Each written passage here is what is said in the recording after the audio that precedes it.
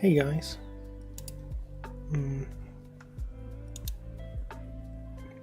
So today I will play Pogostuck. I have played it in the past, but I never finished it, so I figured I should try again. At least the first level, since that one seems doable. The other ones seem like they would take like a month to do, so I won't attempt those. Let's see. Is there music? Need to turn that off.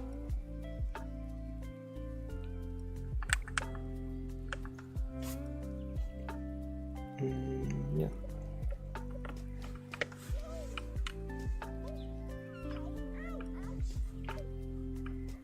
Okay, and there's me on the leaderboards. So that seems to work. Well, I'm not sure why it wouldn't, I guess.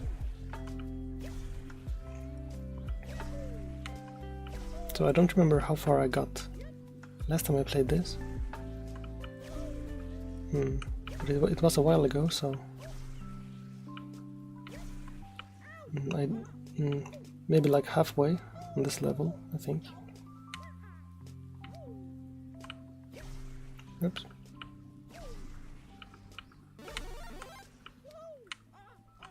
Oops. Yeah, I do need to get used to the physics a bit, or the control.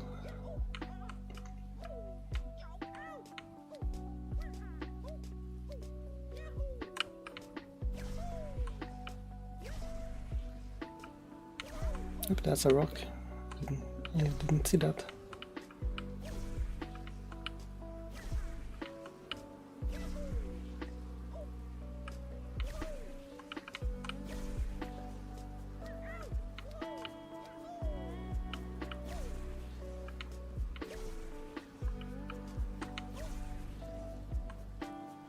Okay. I mean, I'm not going the direct path, but I guess eventually I'll end up in the right direction.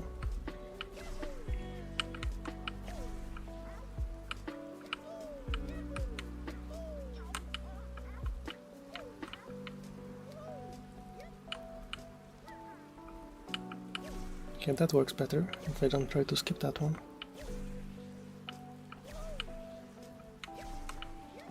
Oops.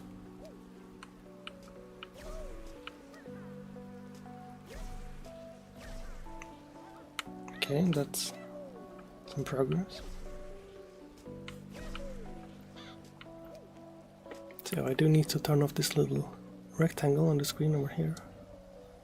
That's for the Noita health display.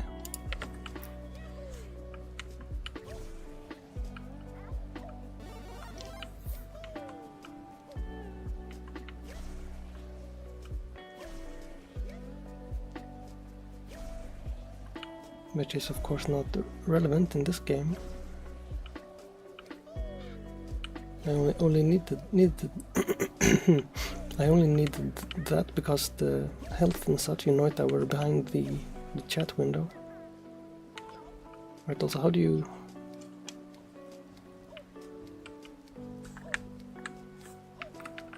Do I need to use the mouse for this, or how do you... Oh, like that.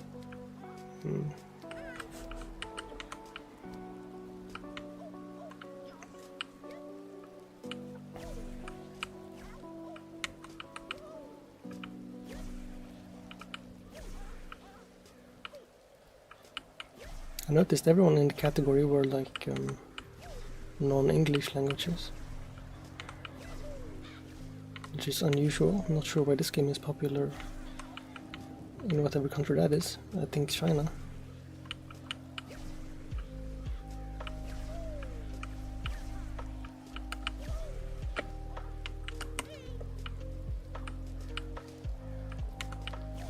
I guess just waving at people is fun in this game,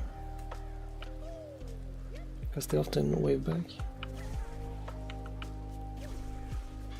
There's some wind here, which makes it more difficult.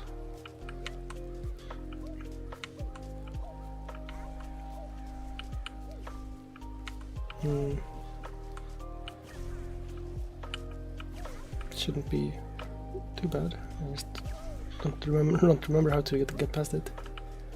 Oh, well, I almost did. I just have to not do it incorrectly, I suppose.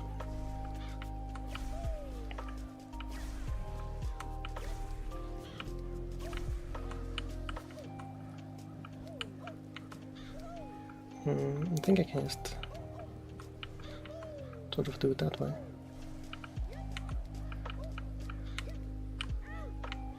Well, I do need to do a flip on that platform, it seems, to get enough height.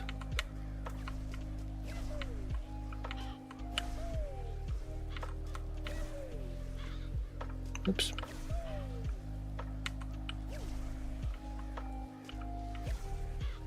Need to land on this little peak to reach up here.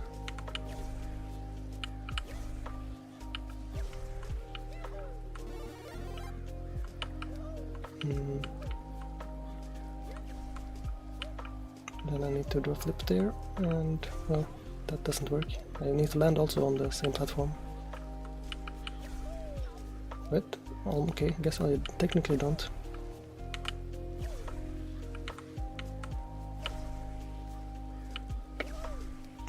Oops. That's not... well...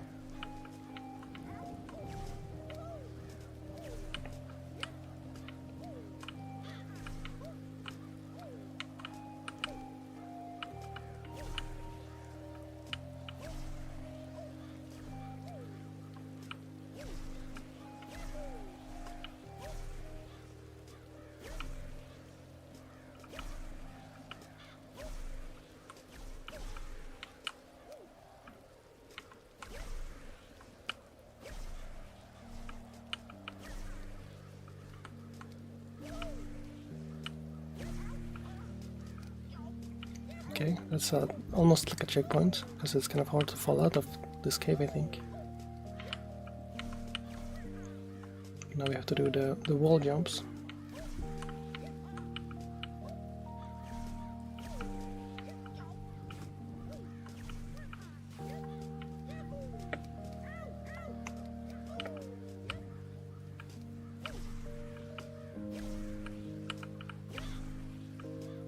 Okay, that went well.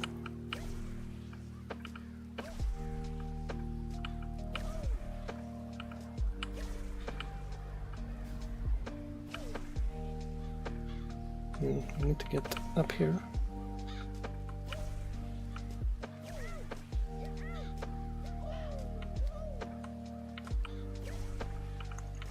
Okay, this is a bit easier than I remember. And I do remember getting stuck here at the grapes for a long time, though. So we'll see how that goes.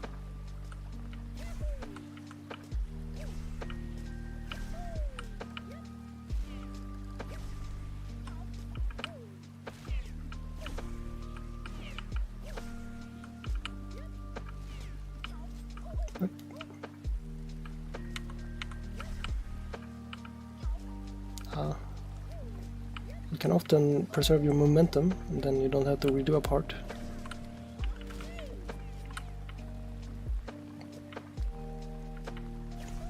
But if you bounce incorrectly and hit your head, then you can't bounce back up again, because you don't have the same speed. Or potential energy, or whatever you want to call it. I noticed my vertical recording is in the wrong format.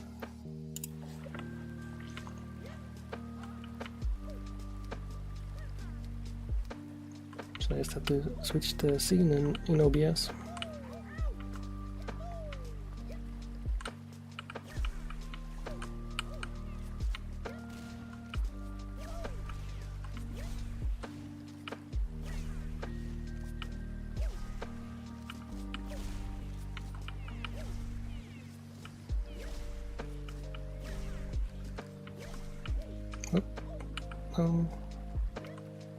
Yes. Aha. No. Damn it. It's kind of tricky with this slope too, because it launches differently based on the angle of the surface you are on top of.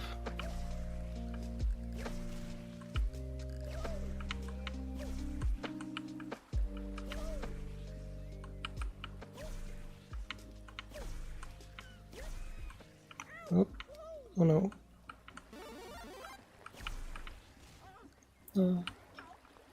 Well, so I'm getting levels, but I'm not sure. Does that unlock something, like the clothes?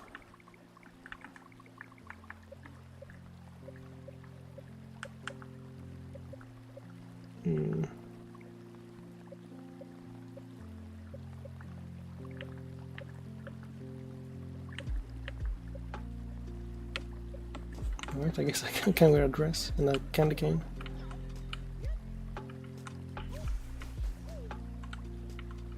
It's almost Christmas, right? Okay, the fireworks effect is a little bit annoying though. Let's change that back.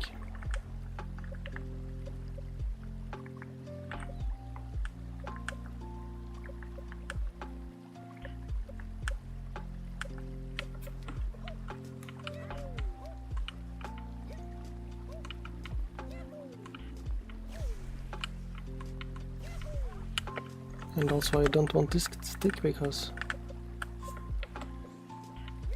it changes color, which is distracting.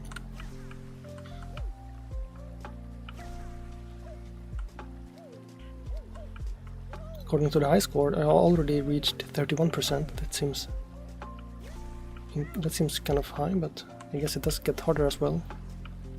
So it's more exponential than linear.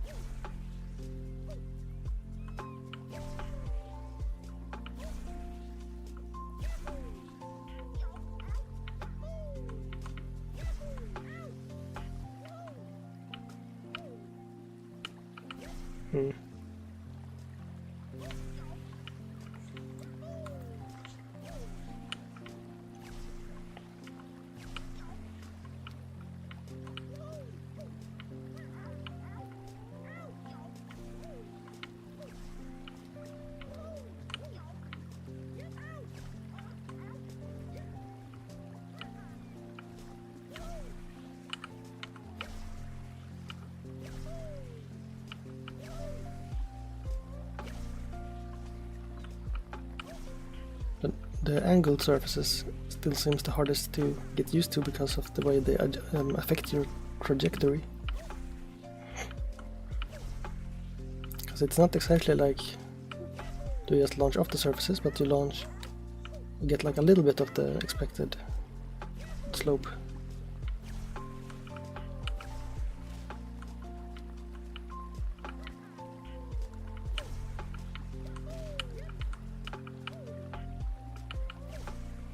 It is very satisfying when you manage a jump, so that's nice at least.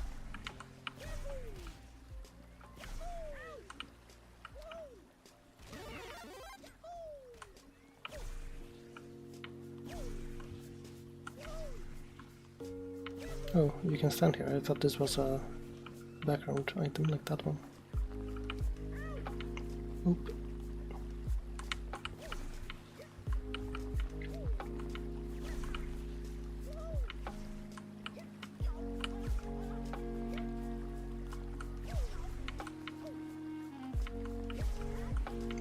Probably not worth trying to do that shortcut.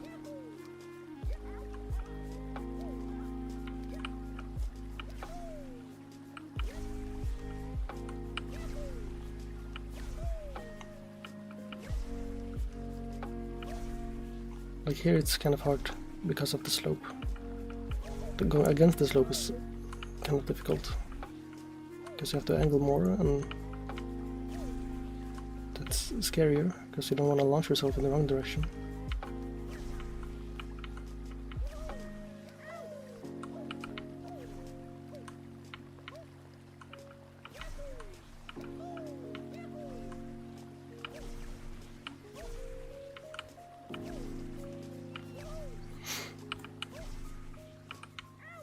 Oops. And of course if you lean over too far, then you sort of collide with the ground and lose your grip.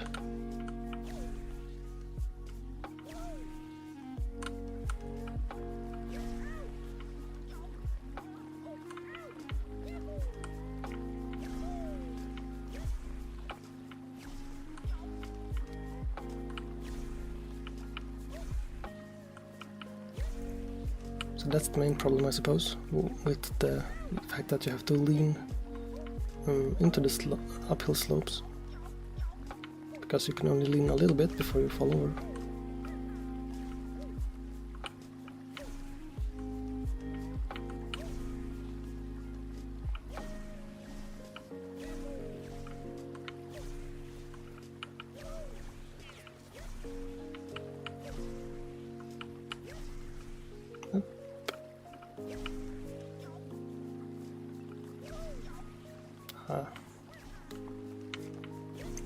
That one is kind of hard to save because of the snake, which has weird angles. Most other things are how do you say it? Polygonal.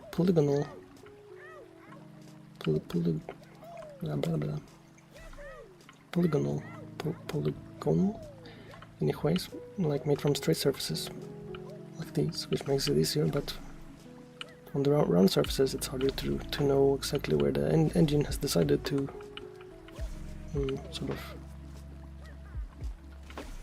put your angle, since it varies over a short distance.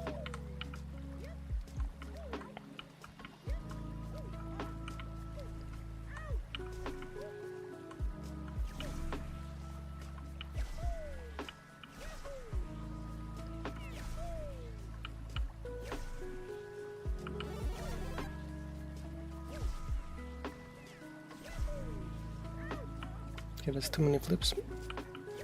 I'm just doing that for fun. Okay, so we can land here, that helps. And then here we have to kind of sneak close to the edge without falling off, which is a bit scary. Oh, down here is also a safety net, I guess.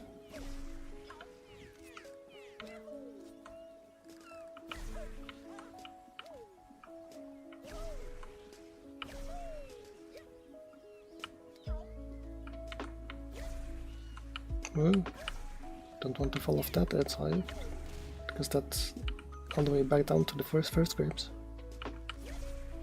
So like here it's hard to get up the hill because of the slope.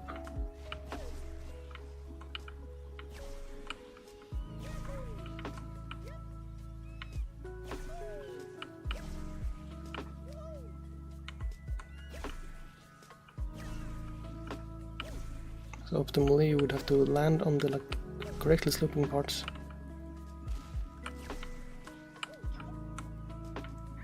And sometimes you just have to sort of give up and instead try to minimize the damage if you notice a jump won't work, which requires like quick thinking, which is hard. Oop, like there, that's not good.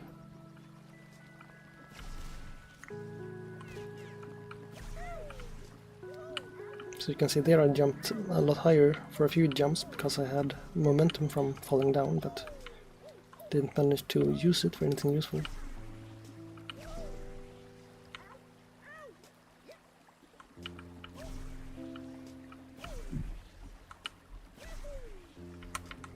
Because the thing with the most surfaces are angled, so when you fall a very far distance and you get a very high bounce from that, then even the tiny angled surfaces means it's kind of hard to hit the holes and stuff you came through on the way down.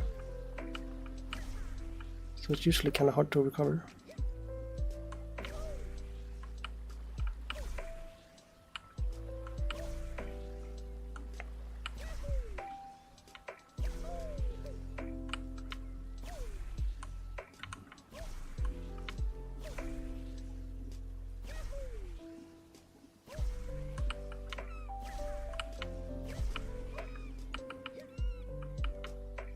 Oh, no. Almost fell down again. That would have been annoying. Well, never mind. I still fell down.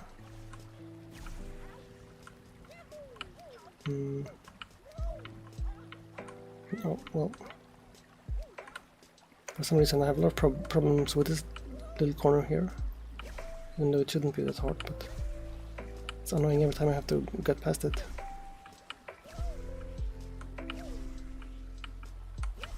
This one is tricky because I have to like balance on the little banana tip. Oop. Which is a little bit difficult.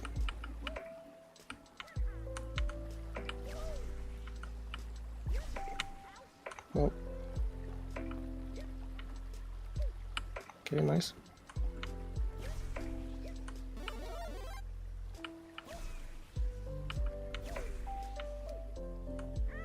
Ah, come on. Can probably save that still.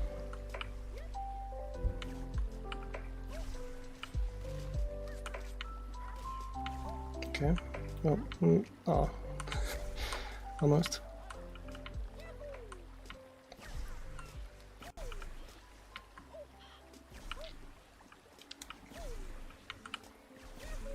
But that's what these games are about, I guess. Just failing a lot.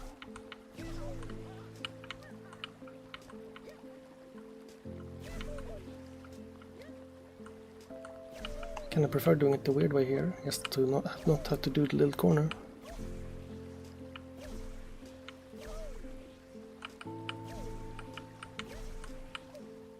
Damn it. I'm very bad at that angle here also.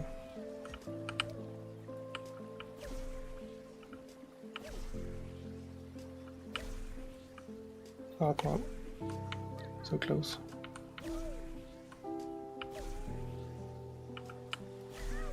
No.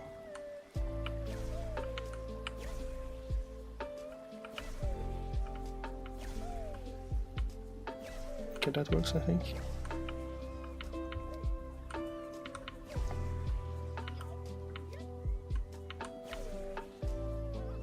Oh, no. Damn it. Oh. Whee.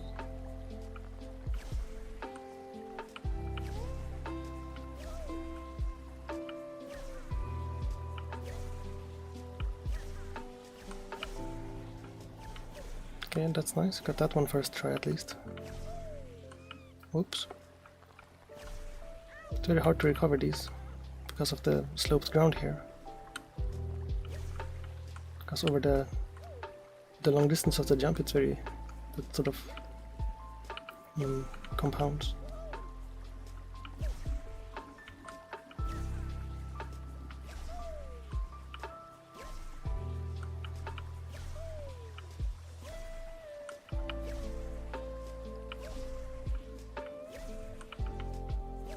Okay, nice. Oops. Oops, I didn't land that angle correctly. Oh.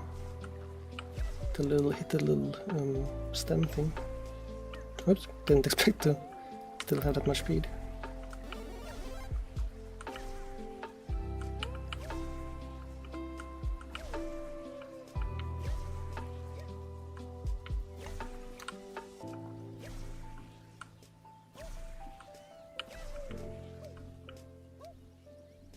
Oh no.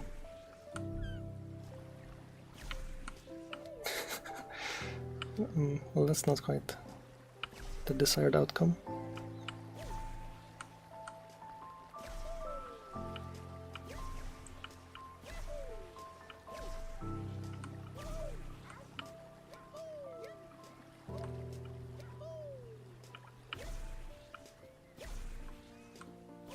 At least it feels very responsive, this game.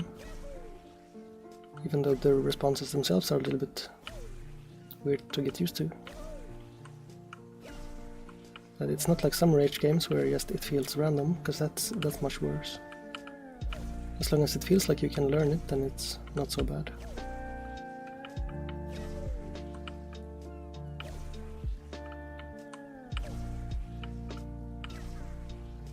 Nope.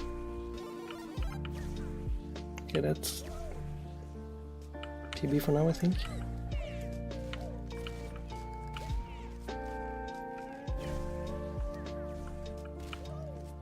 This part's a little annoying because of all the leaves covering up your sort of character's angle, so it's harder to see what you're doing.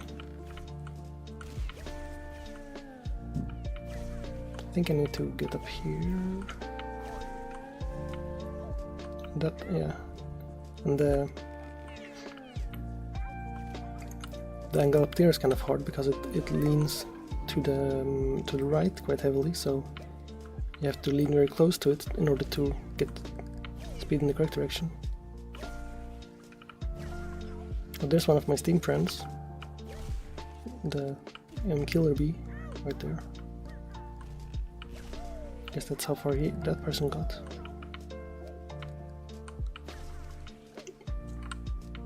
I stopped accepting random friend requests on Steam now because I noticed there were a bunch of random ones, so I guess a bot or something found my link. I probably shouldn't link my profile on Twitch or such, I guess.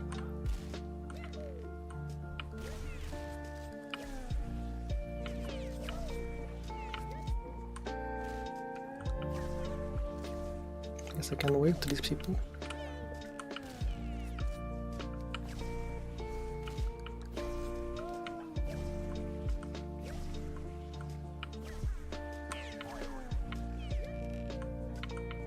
Okay, this is hard. No,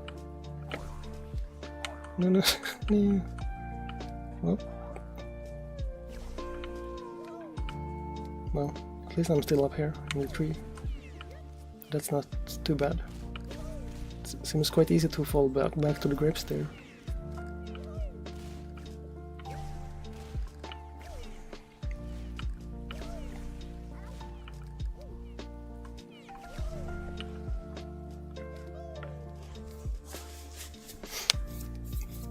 My thumb fell asleep from holding space too much, so I'm gonna just let it have some blood flow for a second.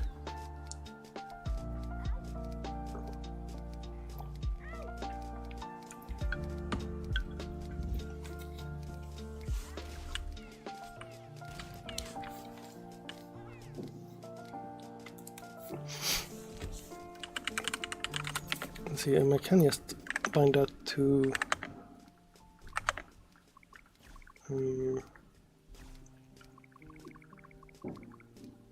where's that space? I can bind it to like S. Because then I only need what's it? ASD, yeah. That seems a bit more ergonomic. Though now of course I need to get used to it again.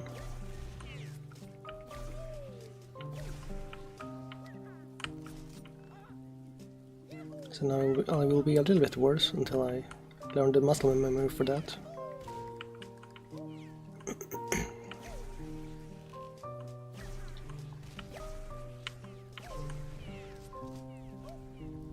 I could also use my controller, that's probably also more ergonomic, but I don't know, the constant turning rate is a bit easier to get used to, I think, than the analog stick, which would have variable turning rates.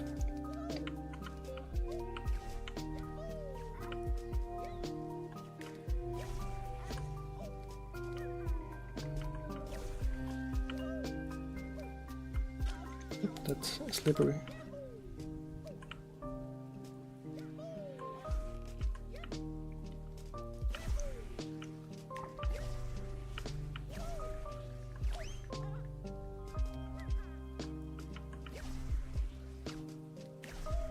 So this person also seems to have some sort of fox icon,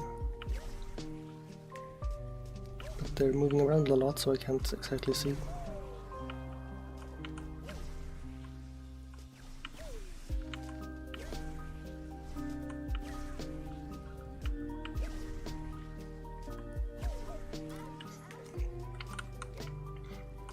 I feel like more games should have like the animal ears as accessories, like GeoGuessr or such, because that seems like a popular choice these days.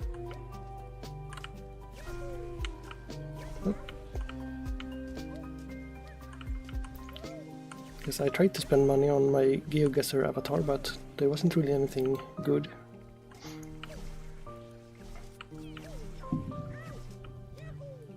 There's like one tiger onesie, but I'm not a tiger, so that's not exactly appropriate.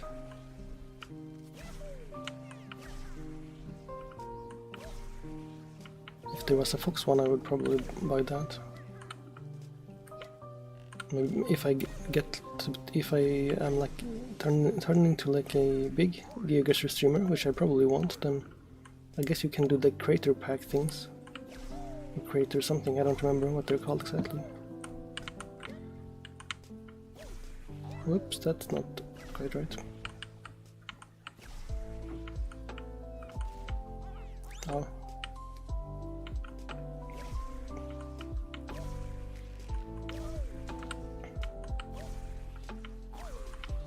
Because then if I were to do that and mine was the only one, because those aren't purchased with coins but like with money directly, so the creators associated with the bundles then get a certain percentage. So if I had that and mine was like the only one with animal ears and a lot of people want those, then I guess I could make some money from that, but if I was big enough for them to notice me, I probably wouldn't need that money anyway, so not strictly that useful, I suppose.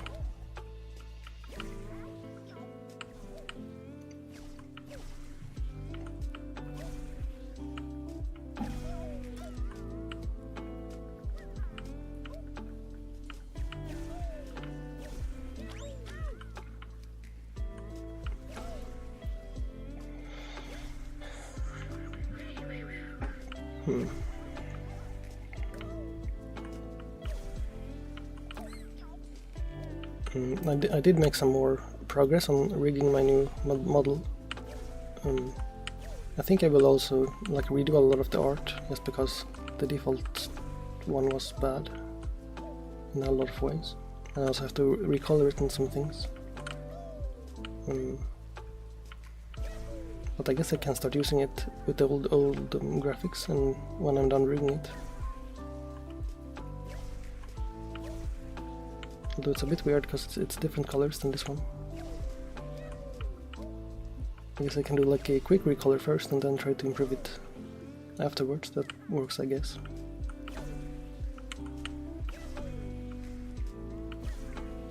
Because it's not like you only get one shot at like a first impression, because there's new people like coming by a little bit every stream and then leaving immediately, but well, still helps a little bit. Like more people may stick around. I'm not sure what else I can do really to be more interesting.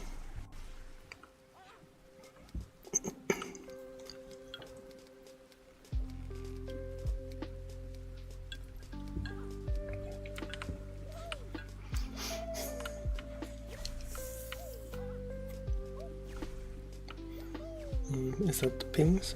I think that, no, that's their times, I guess, because they finished. I only read the milliseconds first, but those are actual times, so I guess those are like the speediest people in the lobby. Not sure what exactly constitutes a lobby in this game, or if those are all the players in the entire game.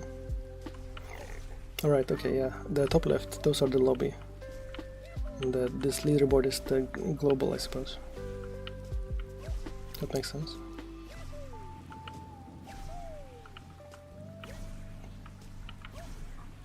I wasn't focusing for a bit, that's why not much was happening, I suppose.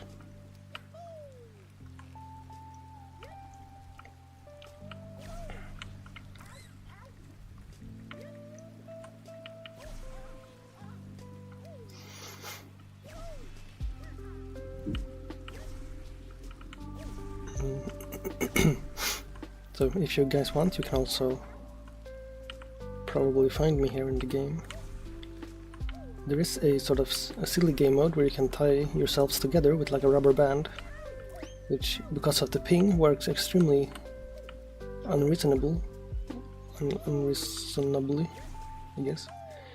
Because then you can like slingshot off each other even in the air, because you sort of take turns being the one getting pulled because of the lag. So that's kind of funny. I guess I can just try that with some random person also, but that's less fun.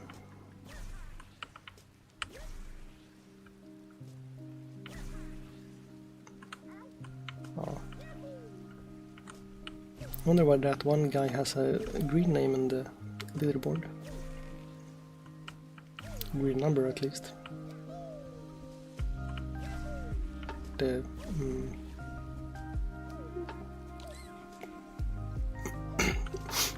Takes, or whatever how that's pronounced. Takesbu.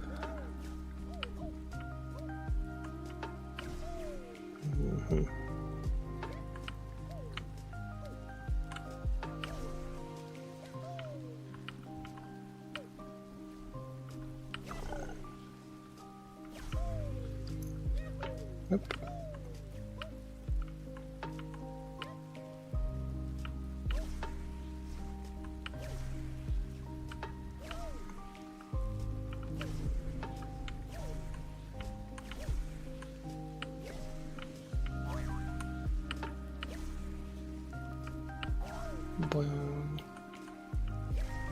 Nope.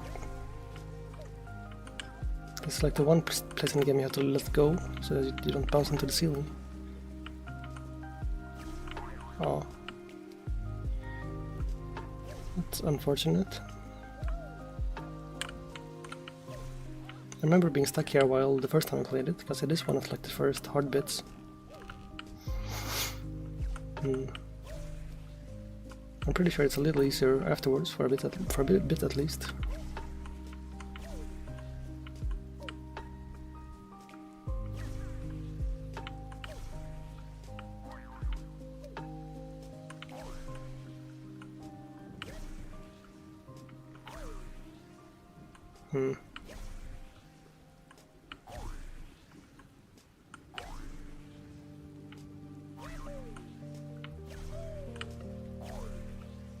Yeah, if you do a full launch there, it doesn't really work.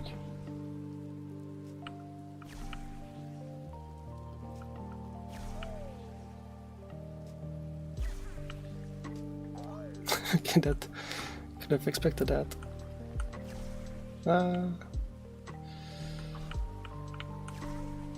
Nope.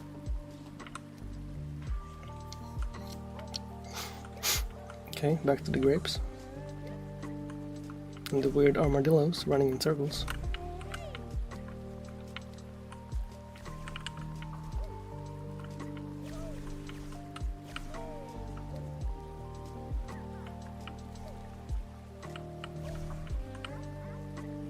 Oops.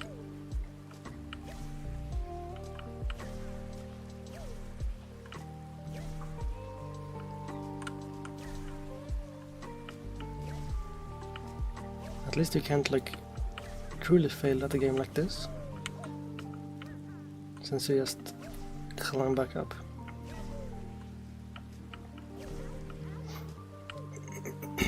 Unless you give up, I suppose.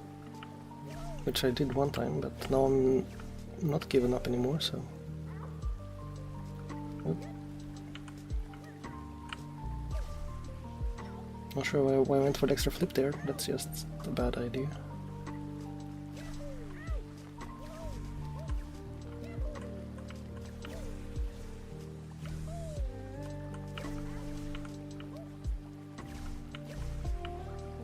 I put a banana peel there.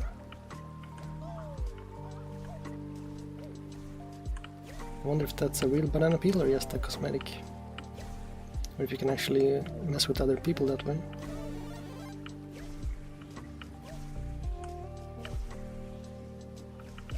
Because that would be kind of messed up. Oops.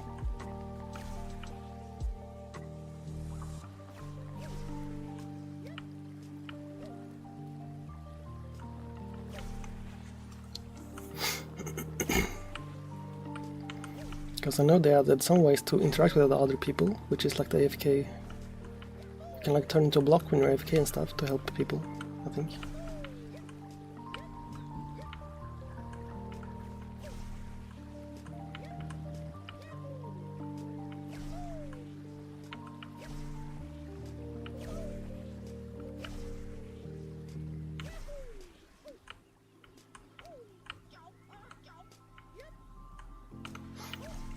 But I don't know how to do that. I don't think I have that unlocked. Oops. We're going the wrong way. Oh, hello, Cuco. Oops. Oops.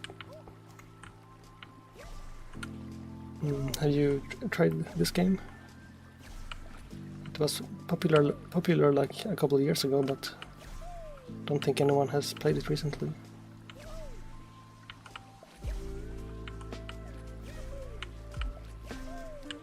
Oops, oops. It's kind of like getting over it, but honestly a bit less annoying. Because at least the physics are kind of fun, but also you can wave at people. Very good feature.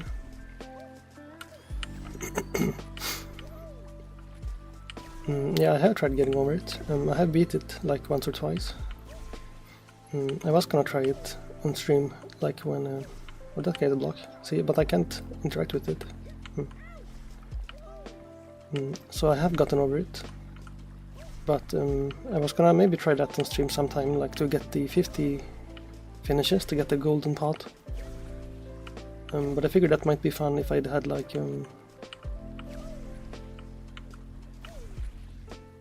well, I did play Celeste, I think you were here for it.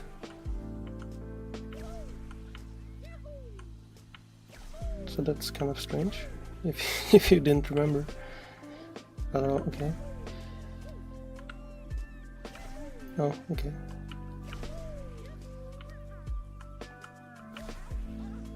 But I only did like the main story, so I guess a lot of people play it for longer if they try to do the optional things. Oops.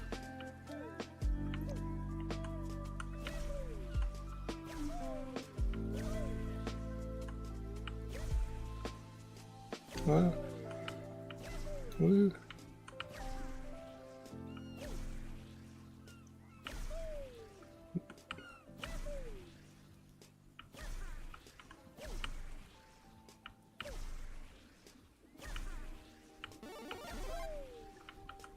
Okay, now I'm back here, which is about as far as I have gotten today so far. This part's a bit annoying because you can't see your character and stuff.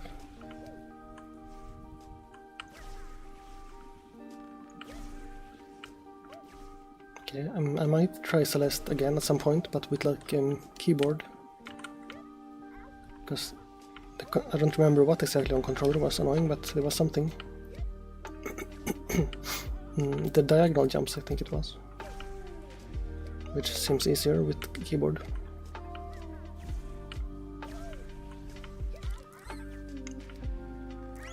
Oops.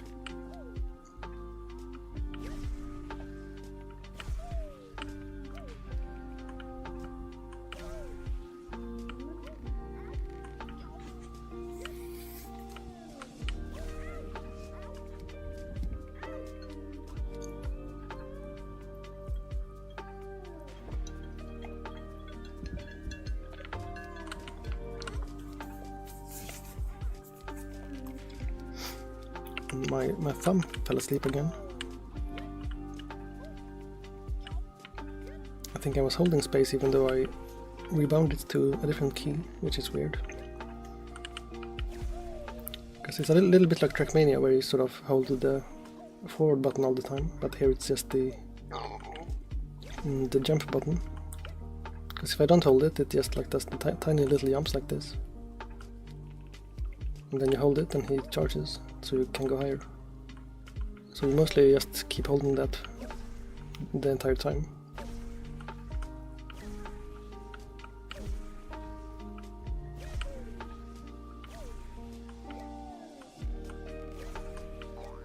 Oops. Like up there, I think it's like the only place you have to let go of it. To do a little like tiny jump.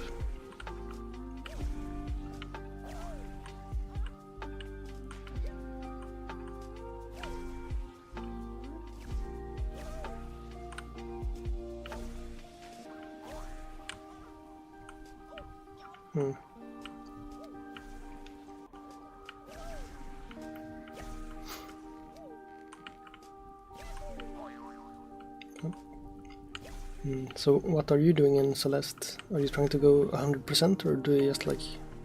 Have you done that already maybe? I'm not sure how hard that is. Ah. What kind of mods are there for that game? Because it seems relatively like straightforward. So is it like custom campaigns or something?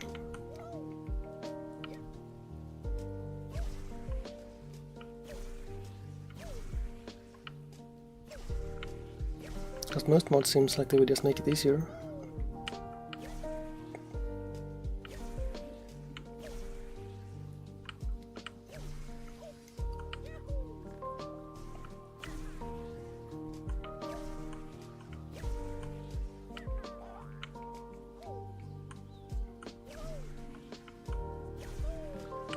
It's tricky to angle here because I can't see my character very well.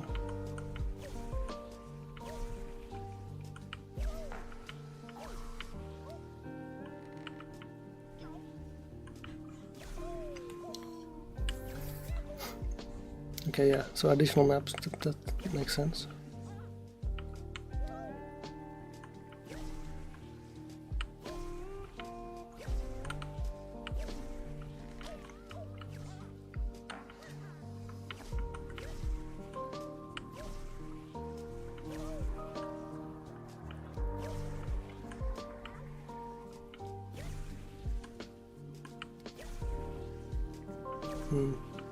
Yeah, that sounds pretty nice. That's like unofficial DLC, I suppose.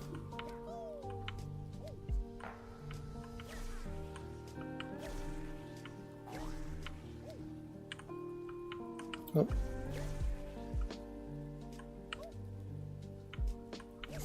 I don't like this bit.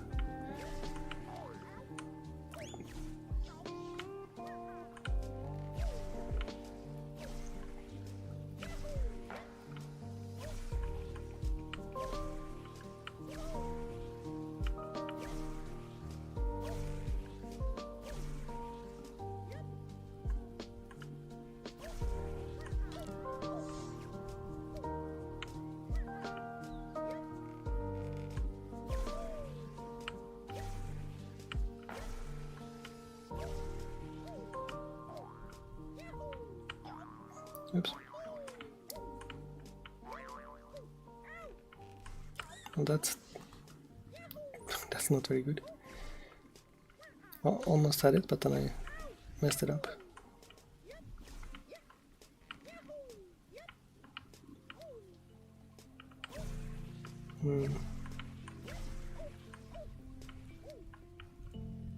Not sure if there's like some more repeatable way to get up here that I should do. I think maybe if I go on the left here and then try to do this.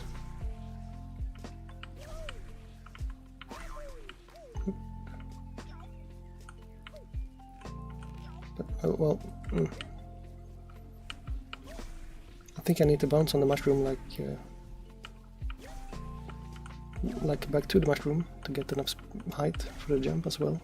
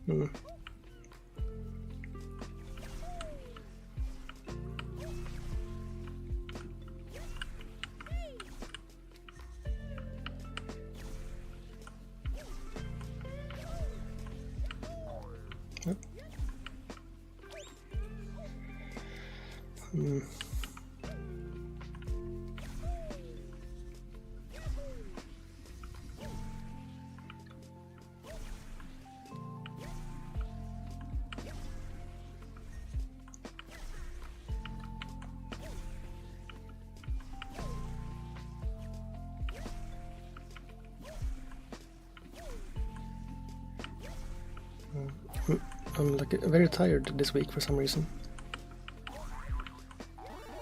Like even if I try to rest, I just get even more tired. But hopefully that fixes itself with the.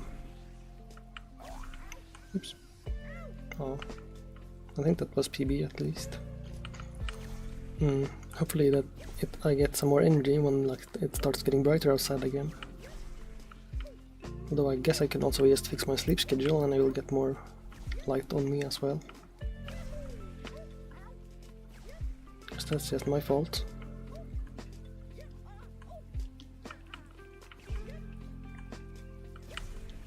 But the winter equinox has passed, so it is getting brighter now every day at least, which is nice.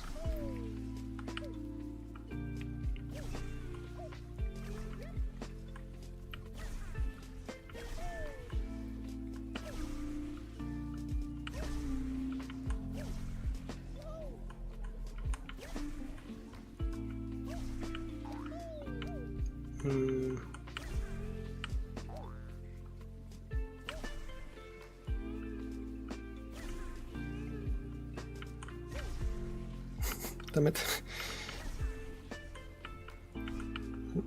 Really having problems with this little mushroom.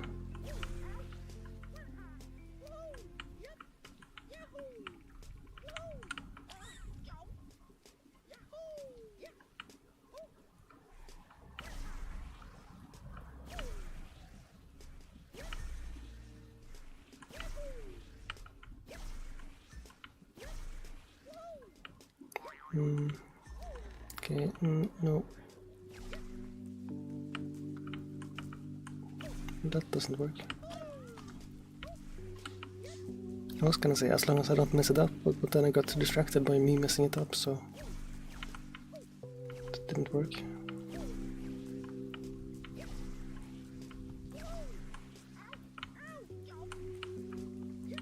Because it's very devious, this little upwards arc up here. Because you want to get higher, but the higher you get, the shallower the angle is that you can lean over on the wall without falling over while still going upwards. But you get kind of greedy because the jump is kind of hard, so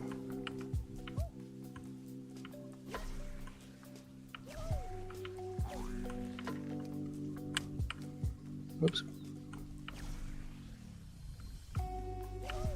Might be able to fix that. Nope, because that's the slippery.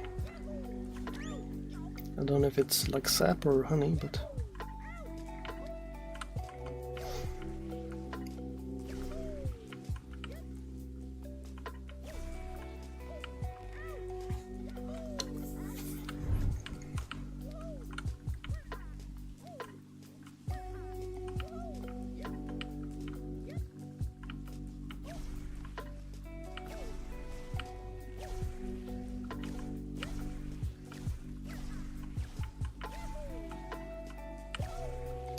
have to sort of focus for this little bit at least, I think.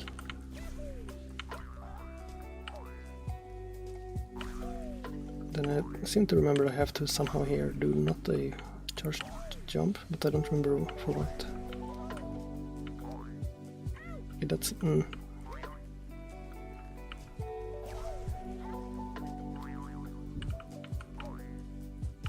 So if you see on the left there is...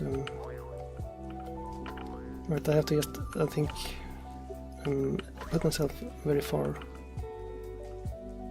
to the right on that second mushroom for it to work. Since you need to jump past some of that sap stuff, so you need like the correct arc, or else you hit the ceiling or the sap.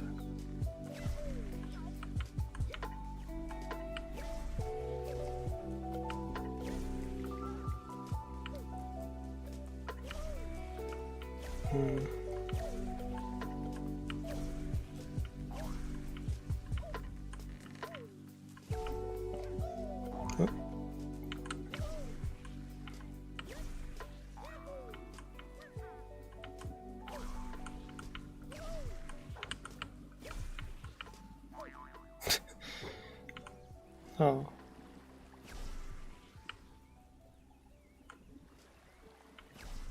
Whee!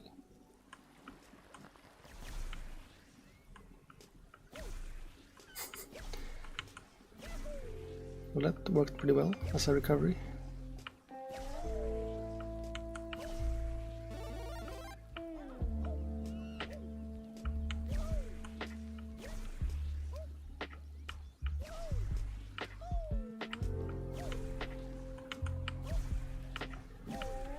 Well, that doesn't.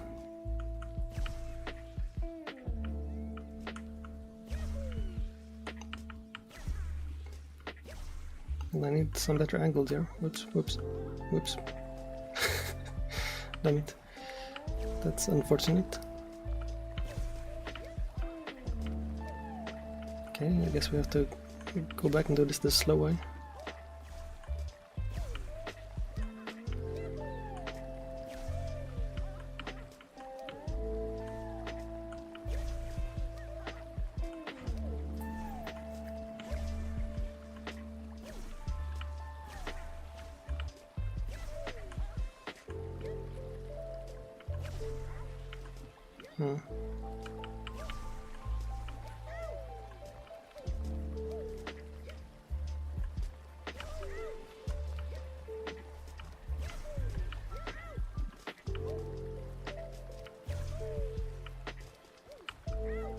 Okay, I'll stop trying to do that for now. It is kind of a good place to practice though, because some later jumps do require that kind of weird sort of accuracy. Okay, so if you start on the right side, it doesn't seem like I can angle it quickly enough. Well, that guy has a lot of gold. I don't remember what you have to do to get that. Most of the skins you just sort of have to level up for, I think. But some are exclusive to the more difficult maps.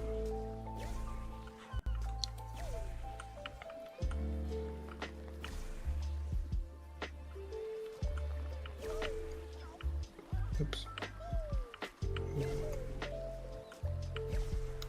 Because the other two maps are like insane. This one isn't too long because I'm already like 43% after like 1 hour. But the others will take like a month, I think. Because those are more like the Trackmania deep dip. That whenever you fall, you have to sort of spend hours to get back, I think.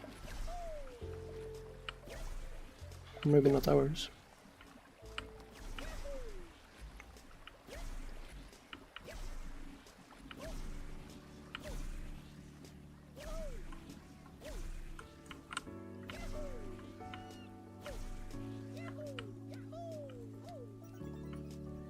But I'm definitely satisfied with just this one, if I can beat this one. Which I might be able to, but maybe not in one stream, and I'm not sure if I want to stream this more times, so maybe I will just pause it for a bit. Oops.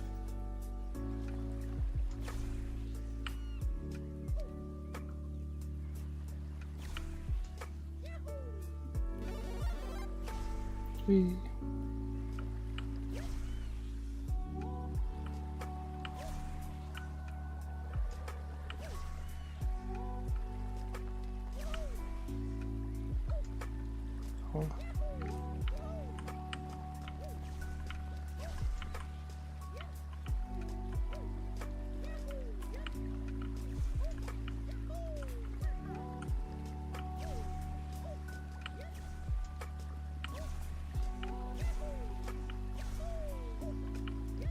Whoop.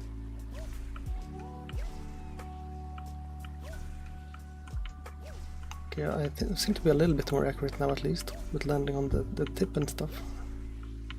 So I guess I'm remembering now the muscle memory a bit.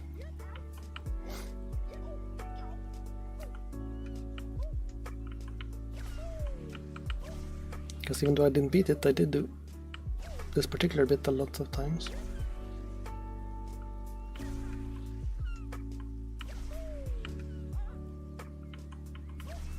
back a few years ago when I played it last.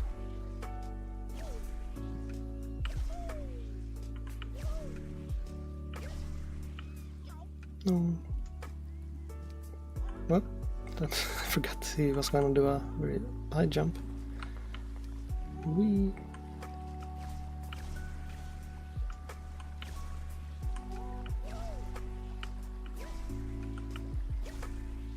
Yeah, those bananas are just cosmetic, at least.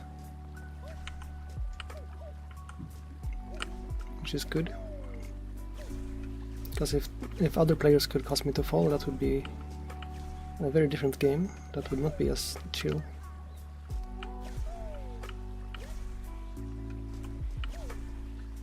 Oops. Oops.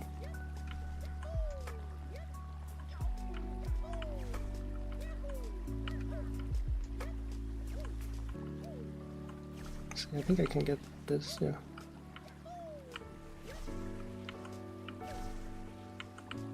Whoop. Whoop. Whoop. Whoop. Nice. It's very satisfying when you get that on the first try.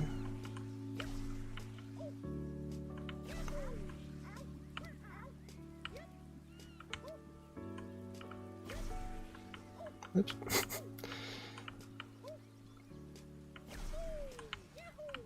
Oh no, oh no. Oh, well. That's unfortunate.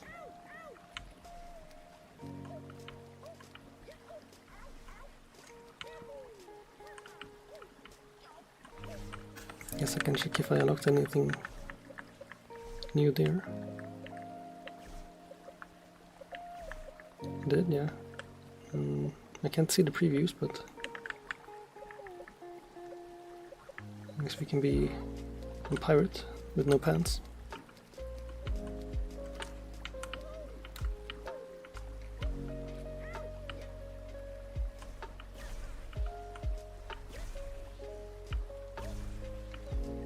I think there's a hoodie, I think I remember, but I don't know if I have that one.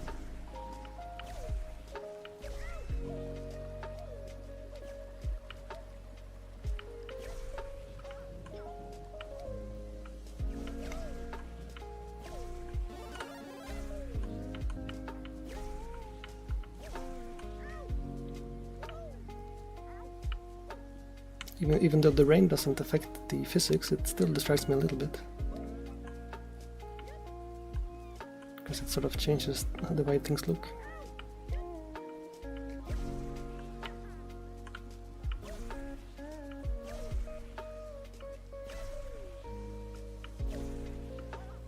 Oops.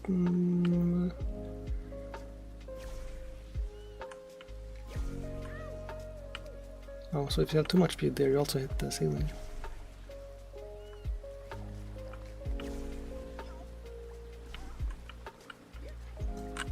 Actually, I don't like being naked. So the hoodie is like 2 more steps, I guess.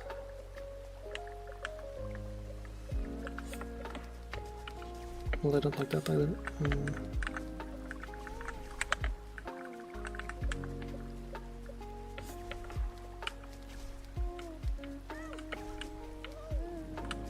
I think I'll just keep it bald.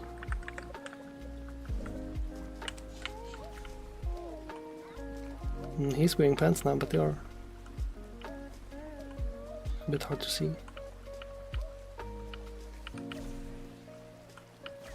The jackhammer is pretty good because it has a pointed tip, which makes it a little bit easier to aim, I feel like.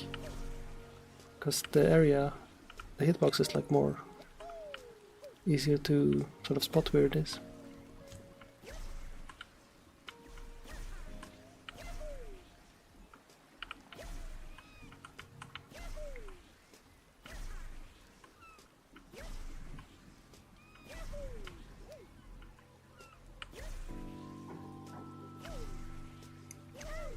Nope.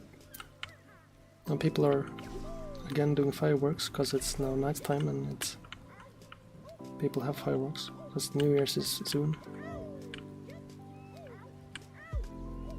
I'm still not sure why that one person has a colored number in the leaderboards. It seems to be blue now instead of green. Maybe that's just the background.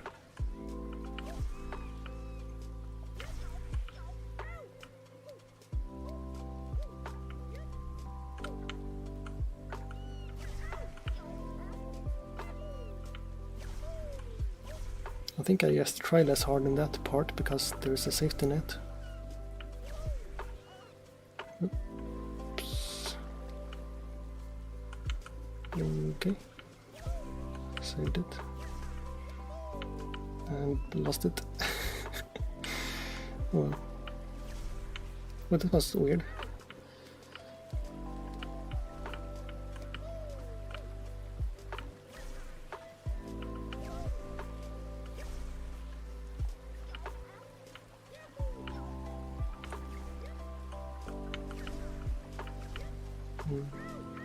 The XP, I guess, works as a motivation for newer players to just keep grinding a bit.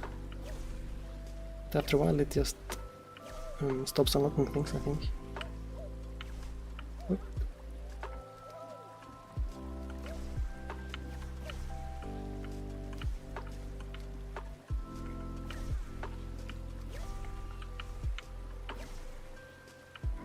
But I do like the hoodie, so I would like to unlock that, because that's sort of the closest to my character, I guess.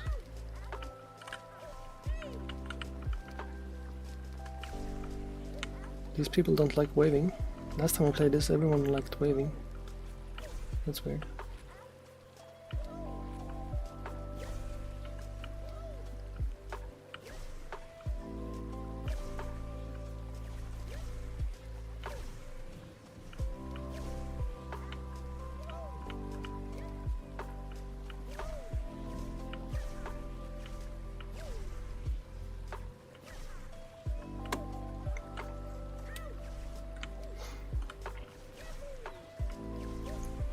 So I'm not sure if I'm gonna do like a stream on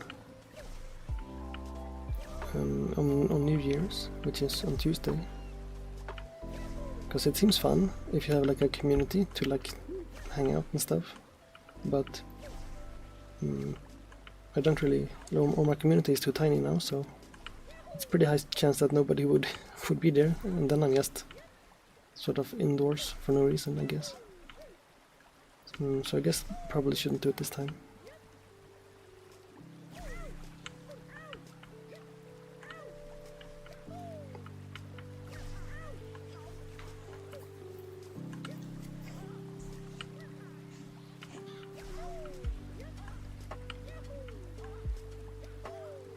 Okay, I have to take off my hoodie because I'm getting a bit warm.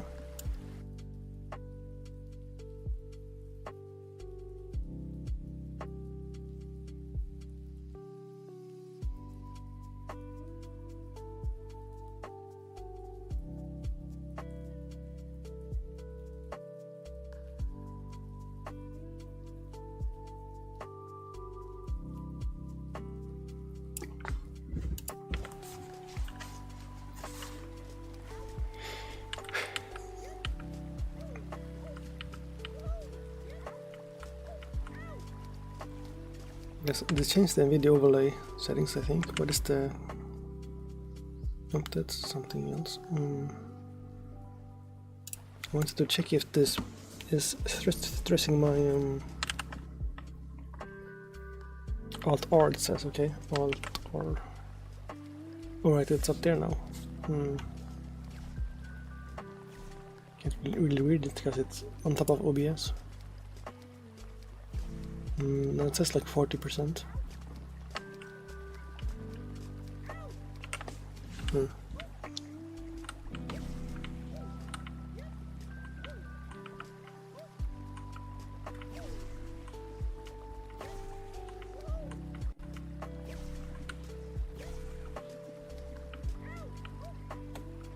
Because the game says like 114 FPS, which is less than 120, so I was thinking maybe it was taxing, but I think maybe it's the frame cap is soft or something.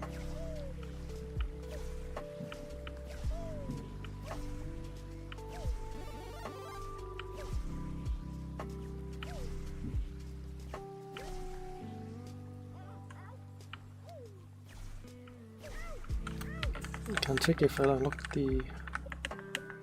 Okay, now the hoodie is the next one. Now we have the shirt.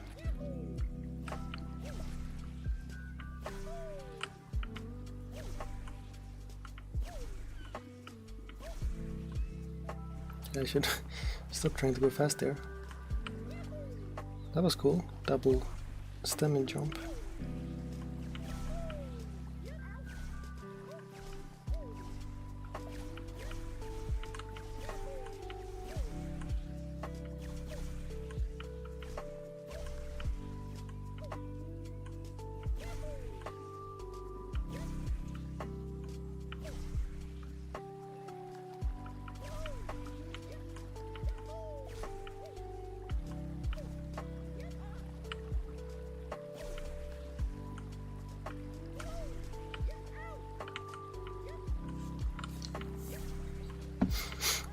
Okay, well.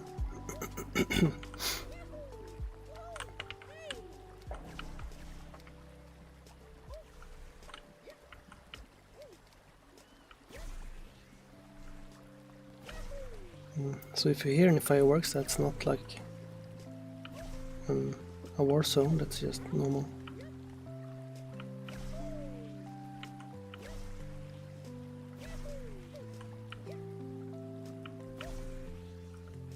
Though I guess that means it would be easy to cover up any war stuff if you wanted to. Although that wouldn't really do much except maximize civilian casualties because people wouldn't evacuate, so... And usually killing civilians isn't really the point of wars, that's usually as the side effect. There's lots of people right there.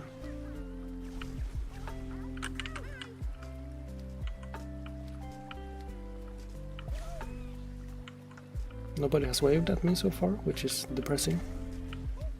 It was like my favorite part of the last time I played this, was that everyone was like waving at me, because that felt friendly. But now everyone is too introverted, I guess. Or don't know the shortcut.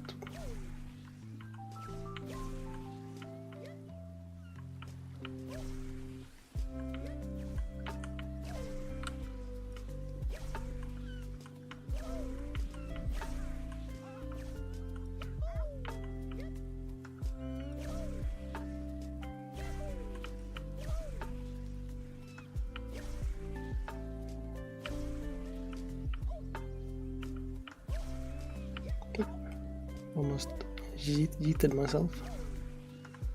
Oops.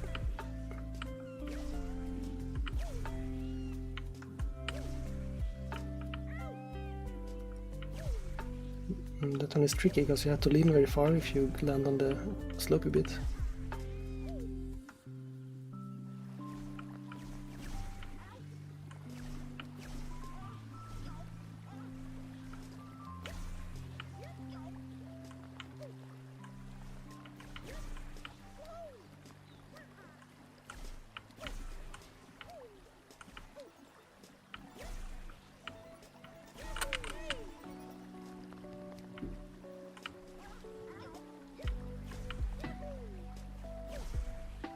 At least I can now wave mid jump with my amazing gamer reflexes.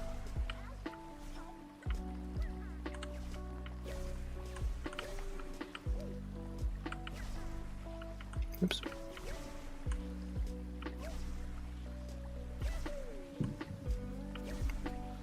It's a little bit scary when you land like right in a crevice, because you don't know which of the two angles the engine decides to stick you to, which changes how you like launch from there. Whoop.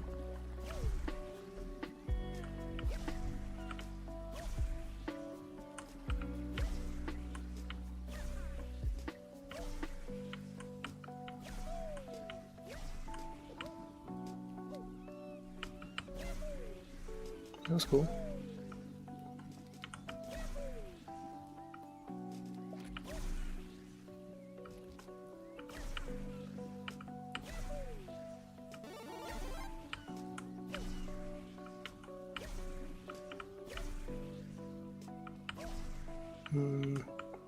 Uh-oh. Yes. No. Wait. Okay, nope. I thought I could maybe fix that. Oh no. That was awkward.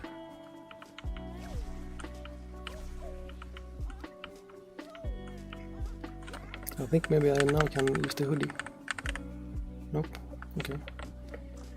I guess it unlocks different things per level.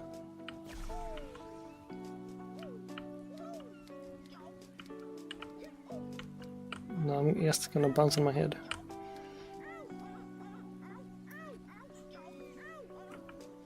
Well, I wanted to not fall off, so I kept trying to rotate in that direction, but I'm not sure how much you can control it while you're doing that.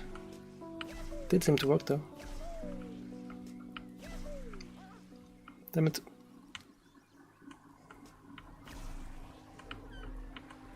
Whoop. Oh, almost.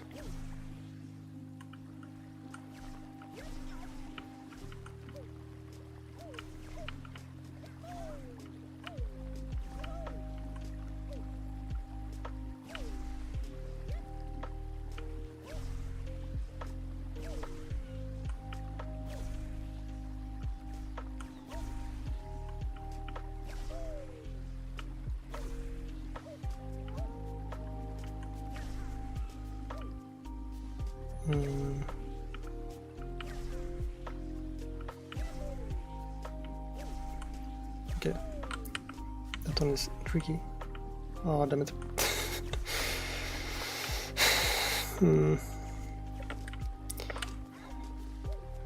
I have to be more careful up there, I guess.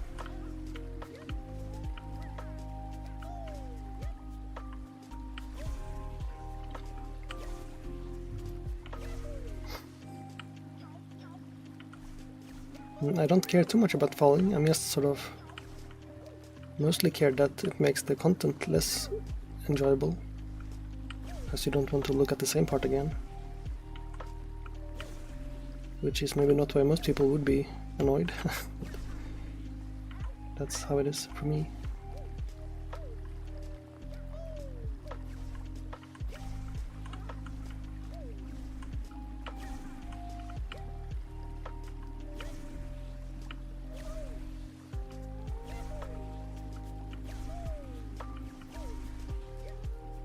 Oop, didn't get the boost.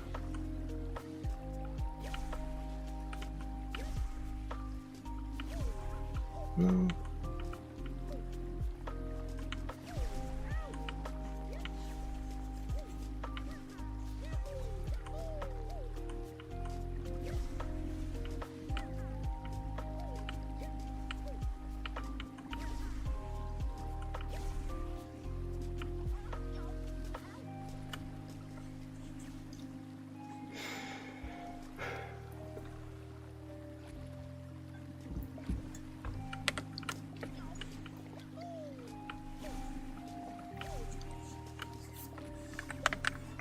I guess I can try setting a frame rate cap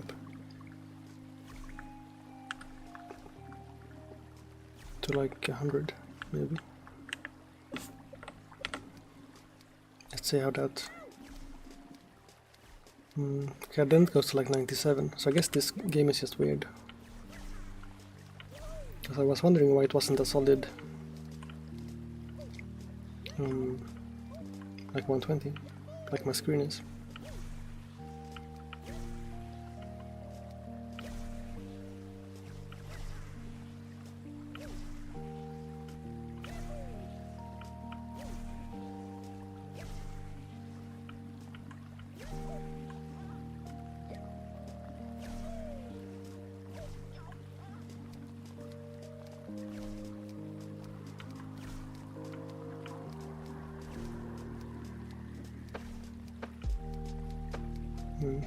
Just checking if I can use the tiny jumps to move around, but those are very weak.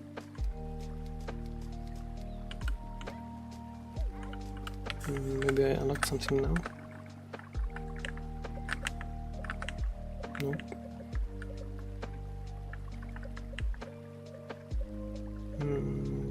I had a shotgun stick, but I didn't mean to switch my... this one.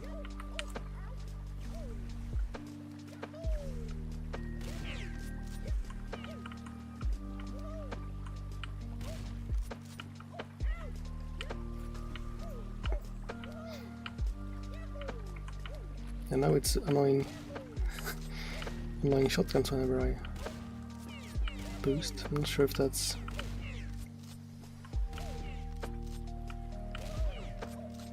no, that's kind of annoying.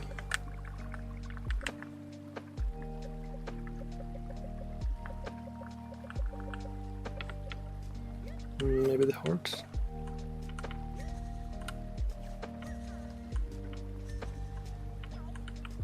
That's okay, I suppose.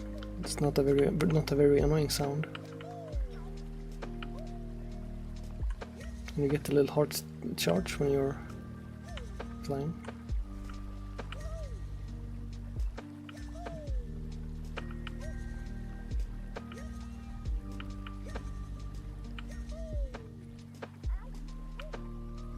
Oopsie.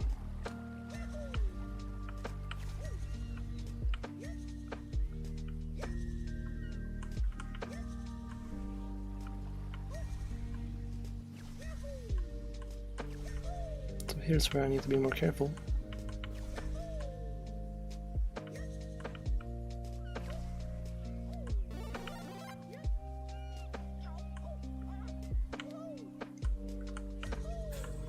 Okay, maybe now I got that one. Damn it.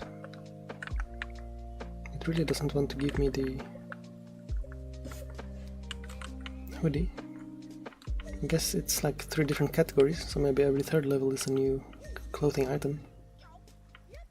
That would make sense. Whoop. Oh, I didn't think I could save it, so I didn't try seriously.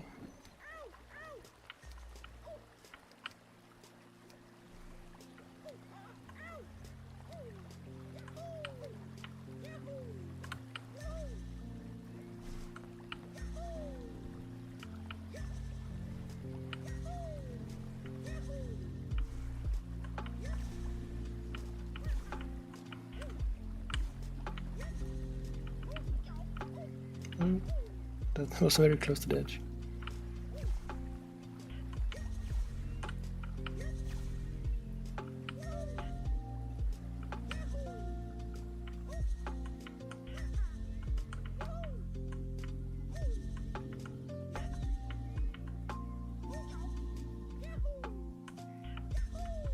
No. That guy has a laser.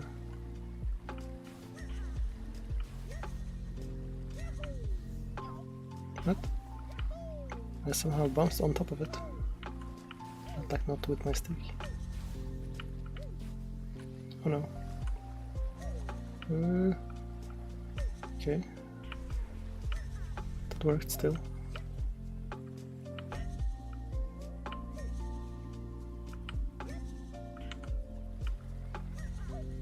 No.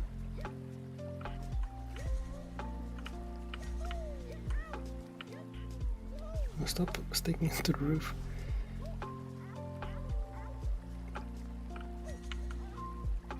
Okay, well.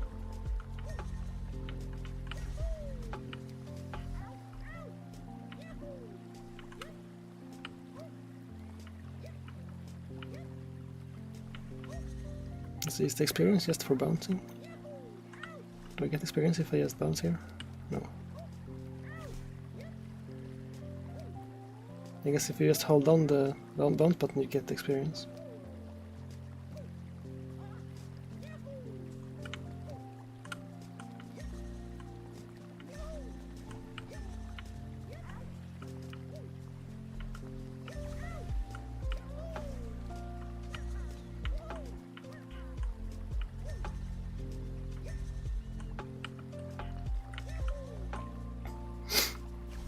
I mostly just want the hoodie, then I don't really care about the other unlocks, I don't think.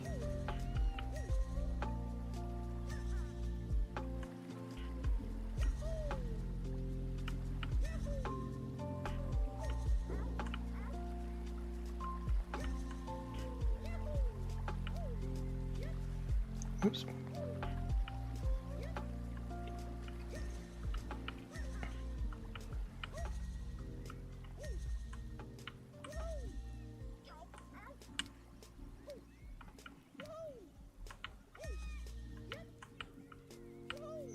I fell on purpose there to sort of make it easier to line up. That seemed to work. I could have just released it, I mean, but... No! What?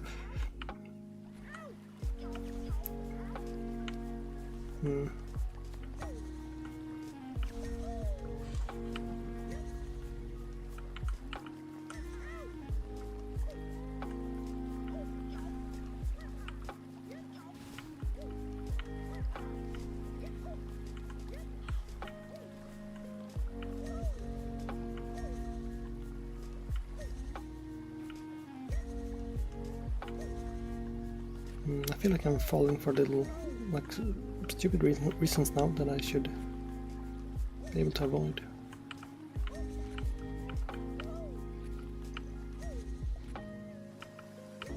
Oops. Well, not much you can do in that situation, I guess. Hope that's a naked guy.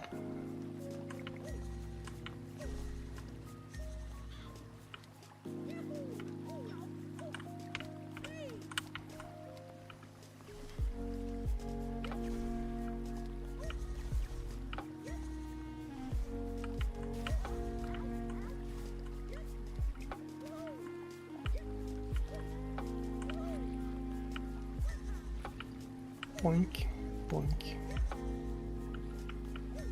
boink. No, what?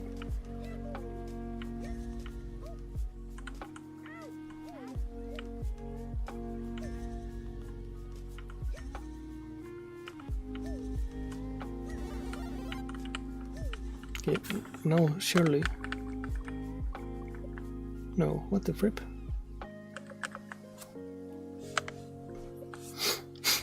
Why can't I have the hoodie? I feel like I should get it.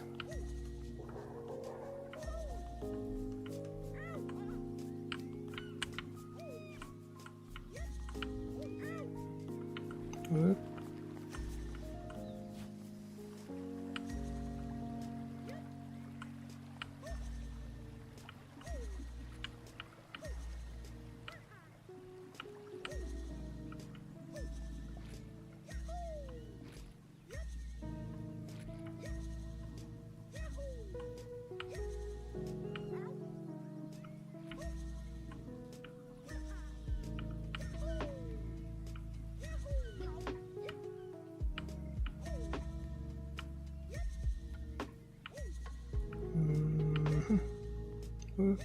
Scary.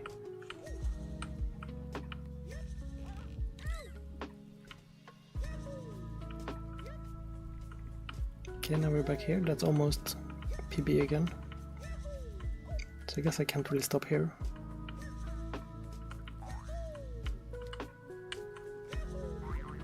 Uh-oh.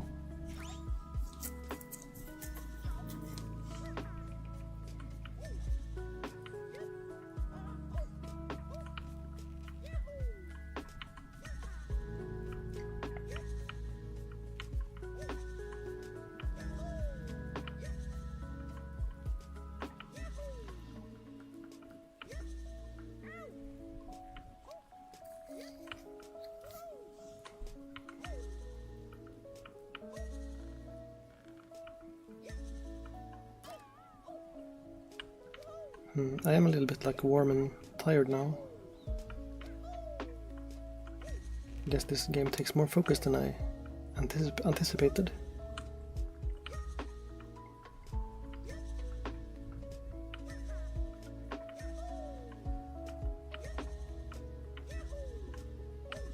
Maybe my energy levels are just quite bad this week, so that every game is quite straining. That might be the case.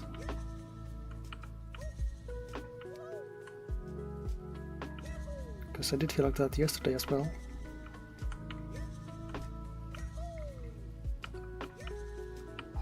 So hopefully my energy resets at the end of the year, which is of course not how the real world works, but we can pretend it's a video game or something.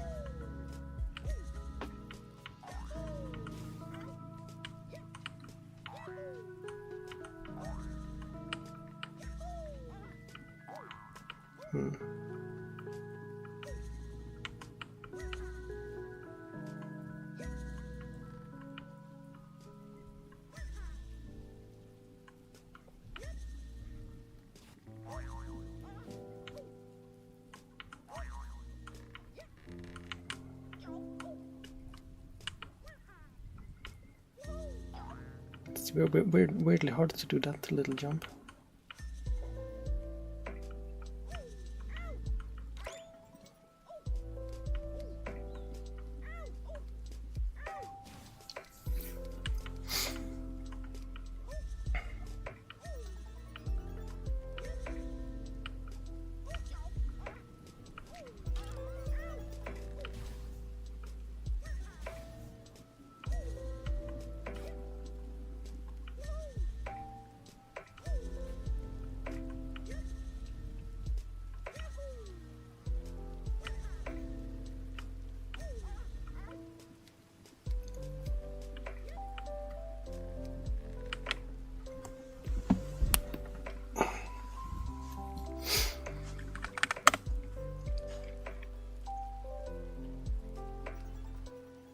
I guess we can also create lobbies manually.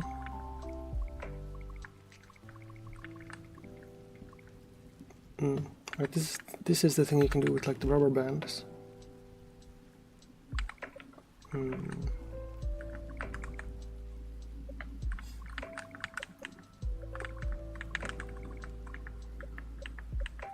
do have the bananas now.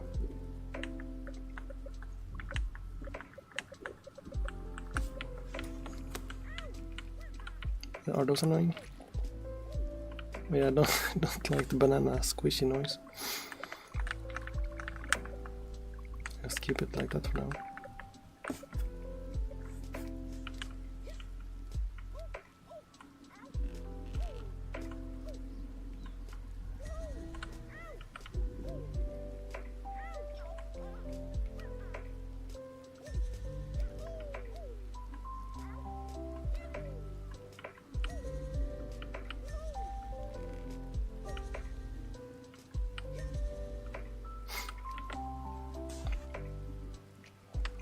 I'm just going to go pee real quick.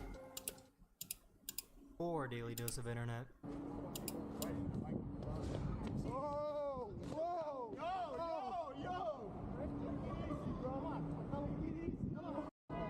She tried to do her own makeup for the very first time. Oh.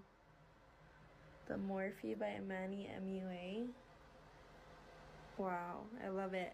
One of my subscribers recorded a video of a tornado that somehow spawned on an indoor pool.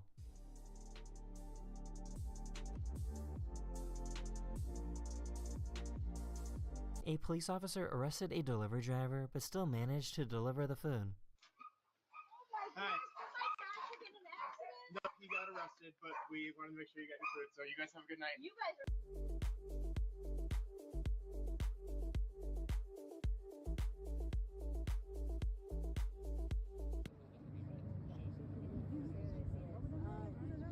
Mira, no, el que viene de abajo.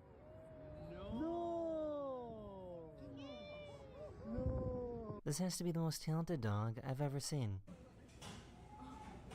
Oh my god. Oh, that's actually really cool. That is the coolest dog trick I've ever seen. Oh my god. Did you have something to say? So I guess cats are not afraid of spiders. Simón, córtala. Voy a llamar al Mario. She tried to scare her mom, who had no idea that she was home. Hey! Hey! Hey! Hey! Hey!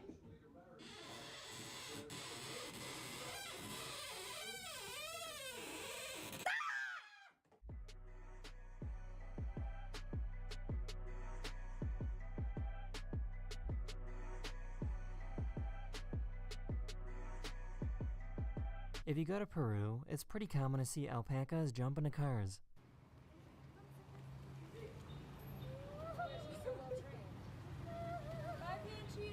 This VTuber attached a half-pipe to a hot air balloon.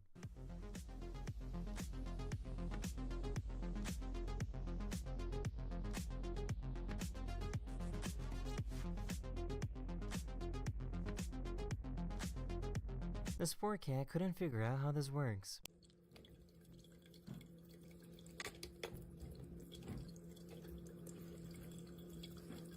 That is the end of this video. I hope you enjoyed, and I will see you guys again very, very soon. Later. Hello everyone, this is your daily dose of internet. Someone sent a picture to everyone on the plane, but wanted people to think it was the pilot who sent it out. Make sure that your head packages stowed safely and does not block the aisle when emergency exit. Please switch off your laptop and place it in your hand luggage. You're welcome to use lighter devices.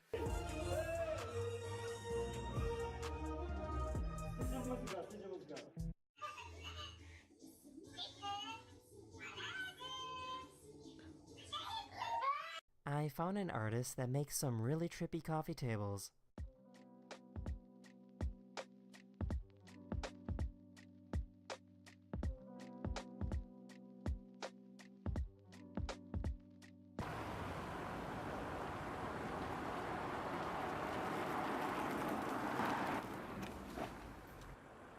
Post Malone was performing at a concert when someone made a perfect throw with their bra.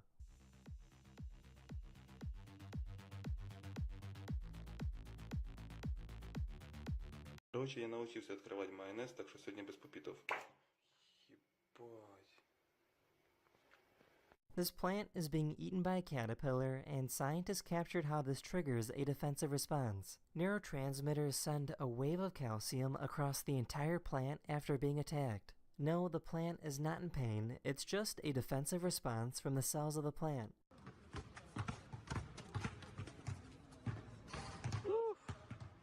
So the owners told me that one dog is clingy and one dog is chill.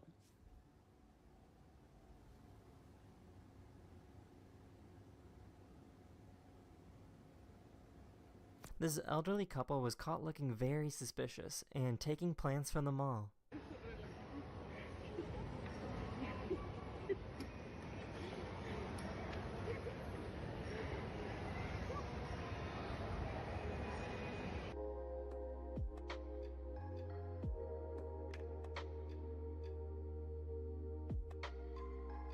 This bunker in France from World War II had a fake air vent. Anyone dropping anything into the vent would be in for a big surprise.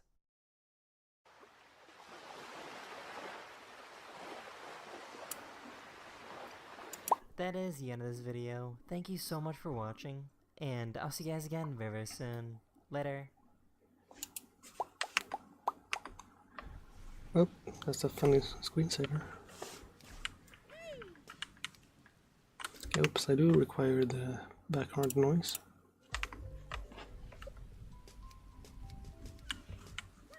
Yay, somebody waved.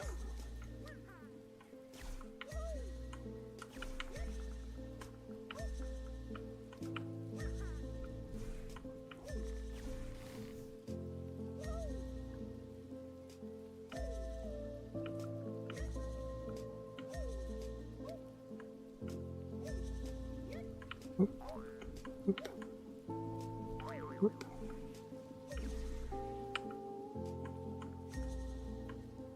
This one is still kind of tricky.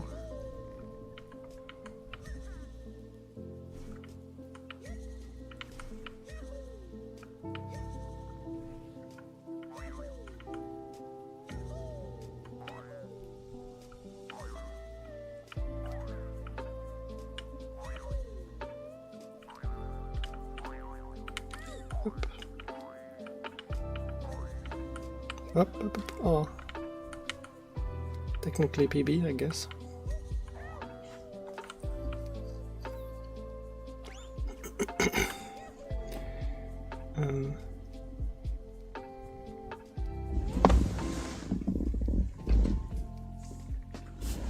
I guess it's just because it's on the left.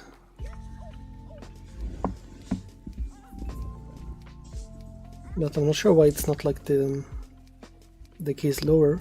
So like SZXC, I guess, since the arrow keys are at the bottom of this keyboard.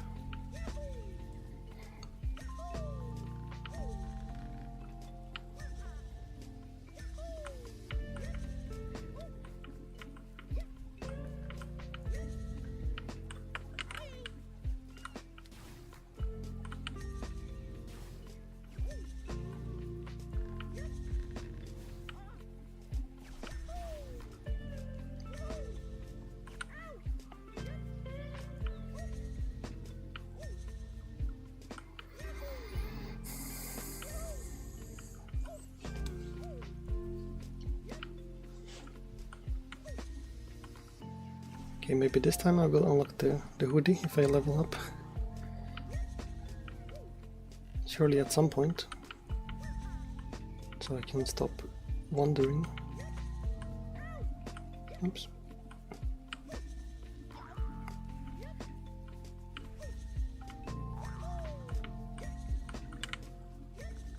No.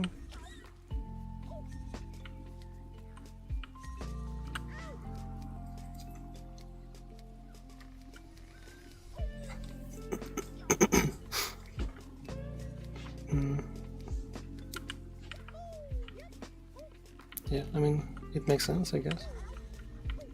You can always just use something different yourself. I'm sure there's multiple YouTube videos that are like an hour long that covers why it says how do you pronounce it? Wasp?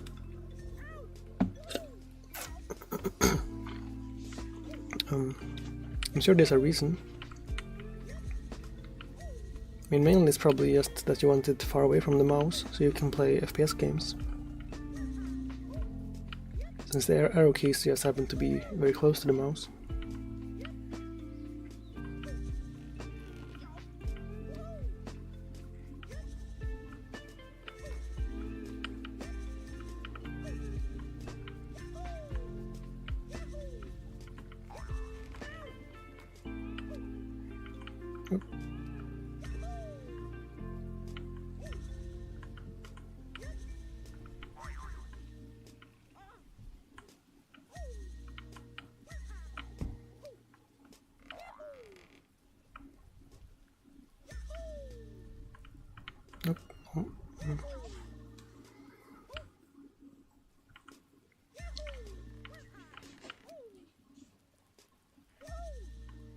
Well, I can get to this point pretty easily, but from here it's kind of hard to make progress currently.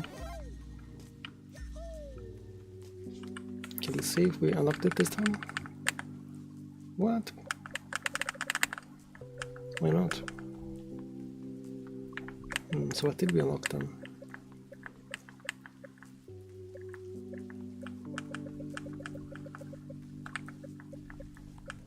Plush?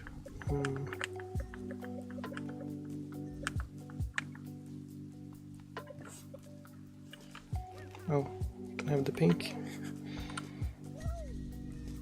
little pogo?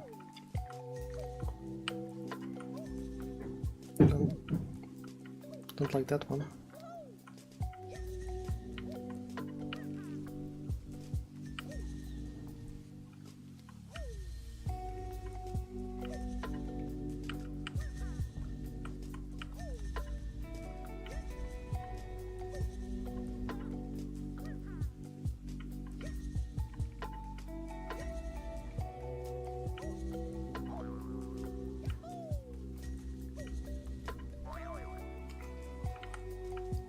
On my split keyboard I also tried using like four keys in a row instead of the sort of arrow key pattern, since then you can use it without lifting your fingers or moving it from like W to S and stuff.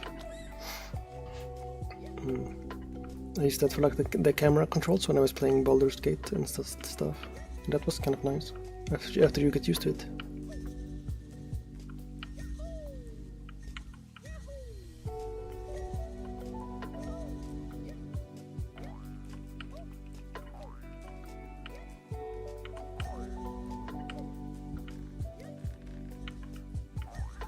But the arrow keys being like in an arrow formation, I guess, makes more sense to new people. Up, no. No, technically PB again, I suppose. I just need to like be on the... Oops. On the right side of the mushroom.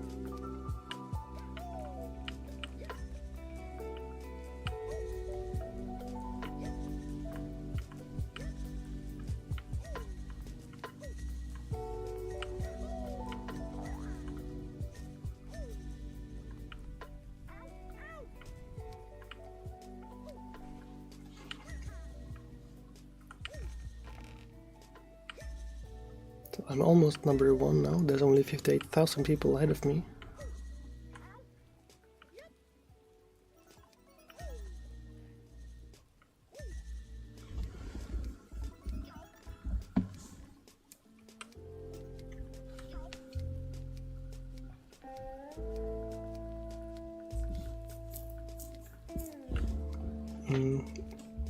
Alright, that is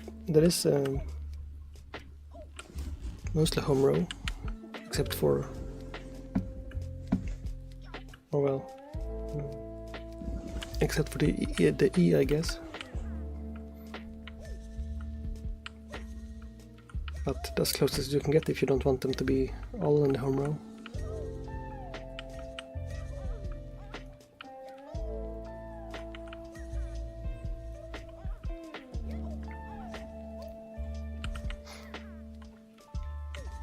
Yeah, but you should definitely try the Colmac layout if you want to stay on the home row, because that one is very much home row when typing.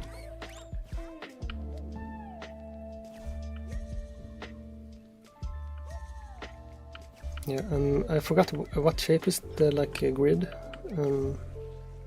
on each side. Is it like 4x5 or 5x4? I mean. Or is there like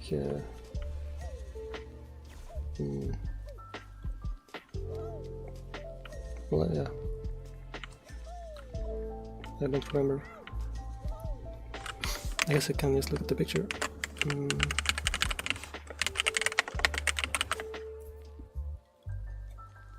Oh, that's a lot more keys than I remember, but that's not the same one. But it's not a Moonlander, right? It's what's it called? Voyager, yeah.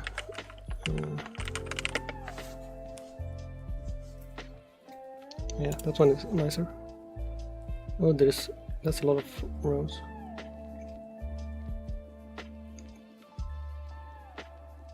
Okay.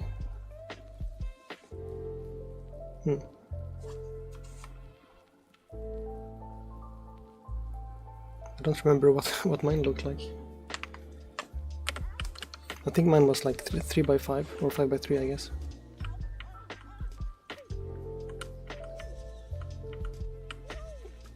I'm not sure now. My new one is like 4x4, but it's like half height keys, so the shape isn't as weird as it sounds.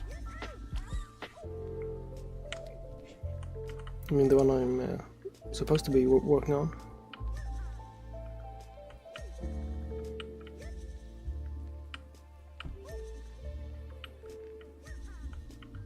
I'm just working on a lot of different projects currently, so... Does it have a curve? Or do you just mean like this, the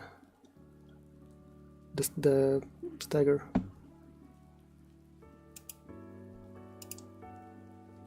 So you need that because you're like some of your fingers are longer, I guess. I wonder if you can make a keyboard that you could adjust that on.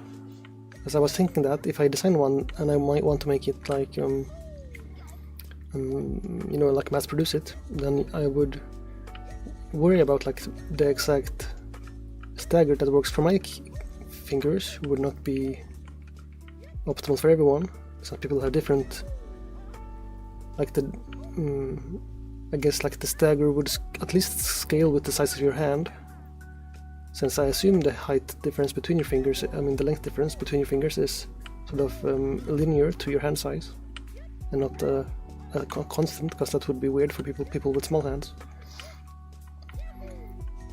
So I guess you could technically just need like one of them, the middle one, to be adjustable. Maybe is enough. The only problem is you would need like sort of internal like extension cables, so you would need more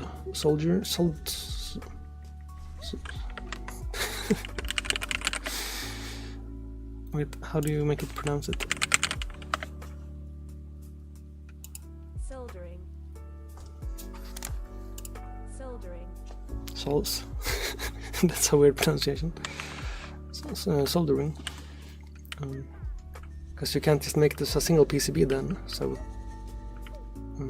but if it's like a niche product anyway, then it doesn't have to be super cheap to produce, I suppose.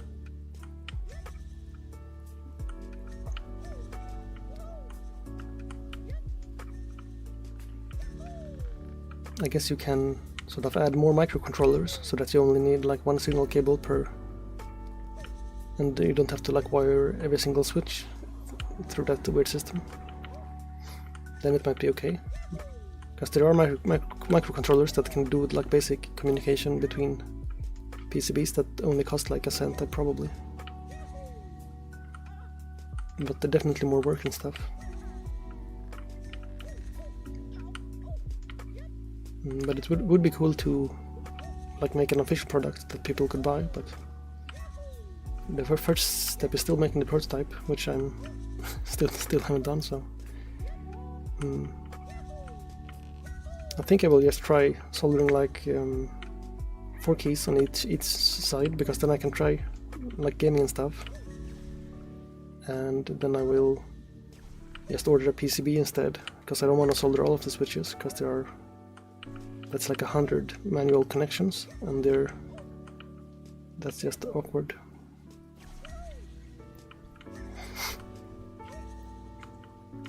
Because every switch would need like 2 wires, and each wire needs 2 solderings, and also the routing and stuff in the tiny case. So that's mostly what's been like scaring me off from actually getting around to it.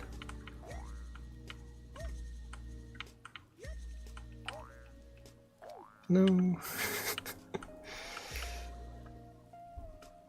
Yes.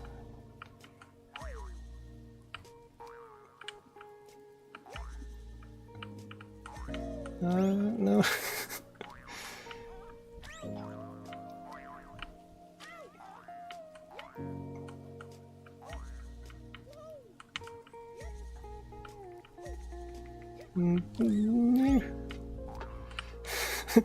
Damn it. Oh, that was close. Well, not every key, but every row would need one, or at least if you like make the middle, or column rather, if you make the middle column adjustable, then you would need like 3 microcontrollers per side, or 2 at least.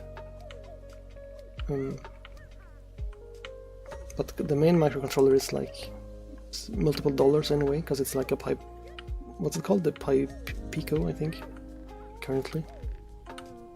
Because it has enough sort of button inputs, or analog, or no, digital, I think you just call them. I don't remember, just I/O ports. That I can make each side like without the matrix, and I don't like the matrices with all the diodes and stuff. So it's much nicer when you can just give each button a separate input thingy.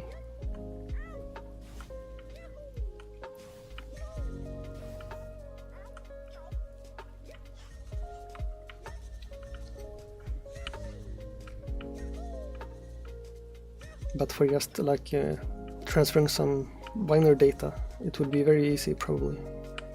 You don't even need like technically you don't need like a programmable microcontroller. You could use like some sort of multiplexer, I think you call them, but not sure what the actually easiest / cheapest way to do it would be, but I could always just do that in the next version.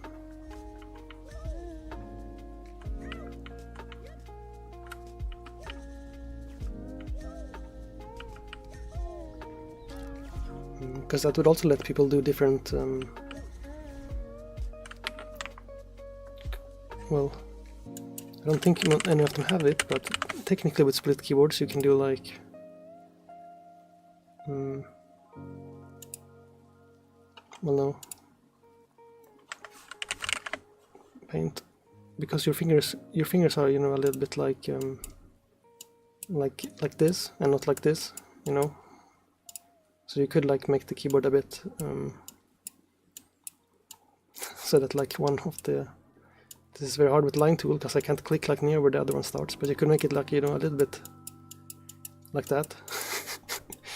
The best art, but you know, technically if they are already separate, the columns, you could sort of fan them out a little bit like that. Since the fingers do extend like a little bit away from each other also. But that doesn't really seem worth it given the extra complexity then. But if the PCB supports it, then people can make custom cases if they feel like it, so that seems like a reasonable feature, I suppose.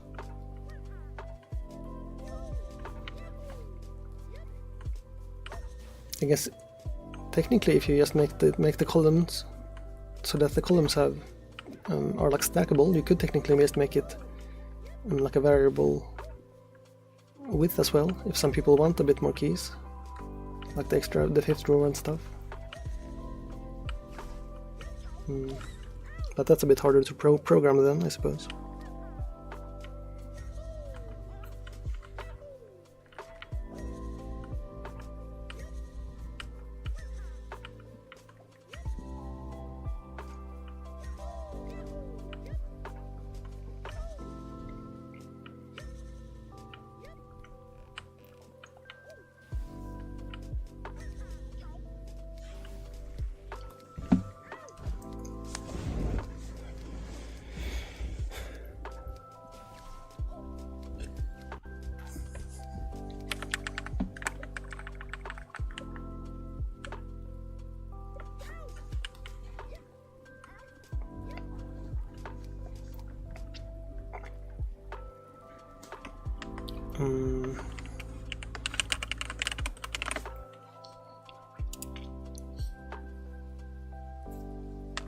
Well, I was thinking, because, you know, let's see, do I have a pen?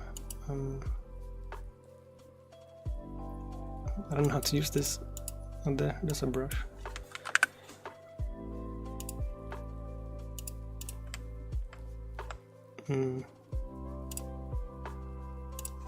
Like if the different parts of the keyboard are like this, and there are like multiple switches here, and you have the other part here, and there's like multiple switches there. Well, that's not really relevant, but like the microcontroller, I don't know how to draw one of those. Like if you have a multiplexer, then all of these can go through like a single wire. And then I guess, based on the timing, the microcontroller could know which ones it's like pulling, I guess. Because there would only be like a few there, so. But you could use like one there and one here if you want to like split it into multiple, but there's probably a better way to do it as well.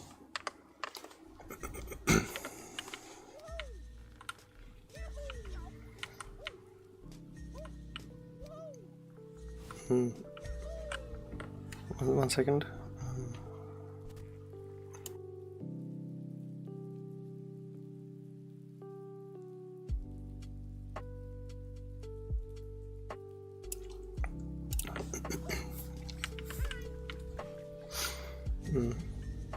Because the multiplexers aren't like processors, so I thought maybe they are cheaper, but I'm pretty sure actually they are not. I'm pretty sure you can get microcontrollers for cheaper.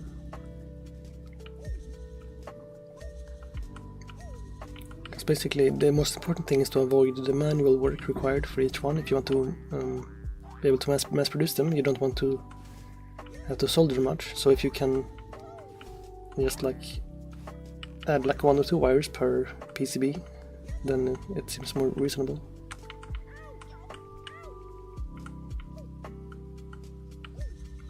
But of course you could just bridge all the different parts of the split PCB as well. using like a lot of different wires.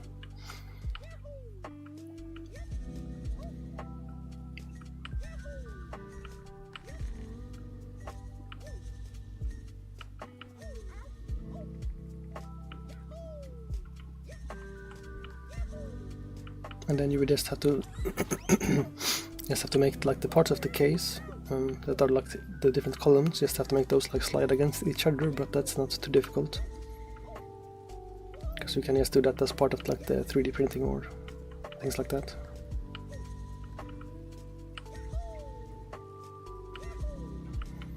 There is actually a keyboard that is like a magnetic plate, and each key can be put anywhere on it, and it still works. That one might have a PCB for each key, I'm not sure. No. Okay, do I have it now? Nope, no hoodie. I wonder what level the hoodie is in.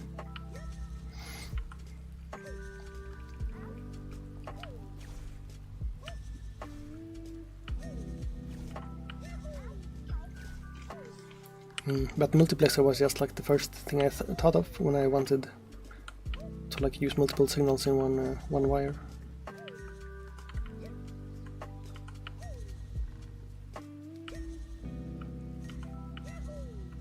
But then maybe you would need to run additional wires just to synchronize it, and then you might end up with a lot of wires anyway. Because you would still have to run probably like ground and power and some sort of signal.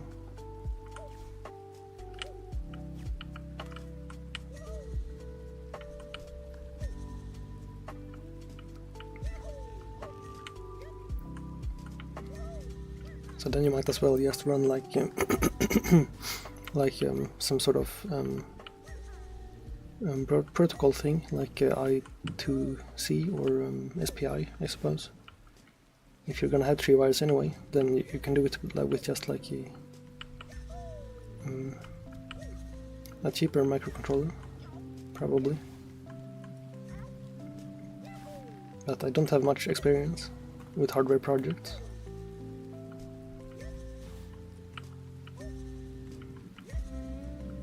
Okay, I think I'm starting to tire of this for now, because I've been at this specific part for a long time, so might switch to Tetris or something, I suppose.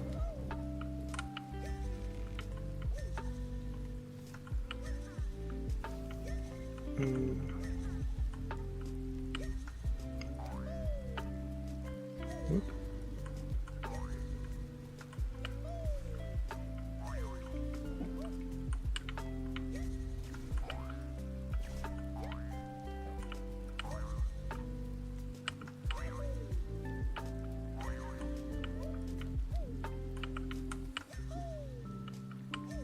Wait.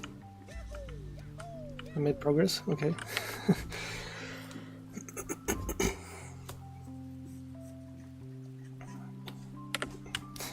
Oh, hello, are we? Yeah, well, I am interested in electronics, so I do talk about it a lot, I suppose. Okay, well, I made some progress now, so now I don't have to give up for now. Unless I maybe fall down from right here, which seems like it's about to happen. No. No. Oh well.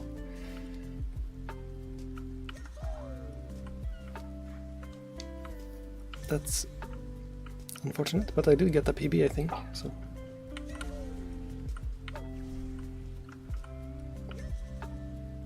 Oh. Robotics seems fun as well.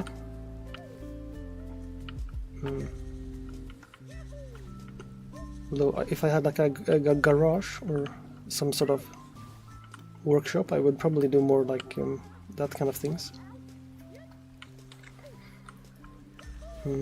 But I feel like if I did it for school, it's like too, you know, I wanted something to be more like theoretical, I guess.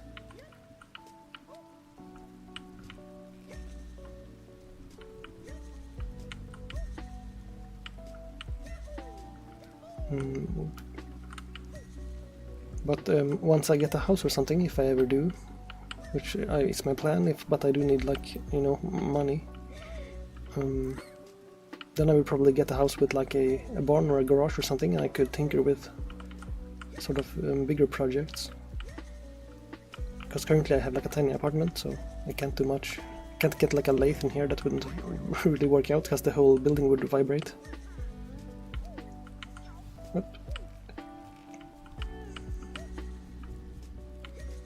Whoop. Whee.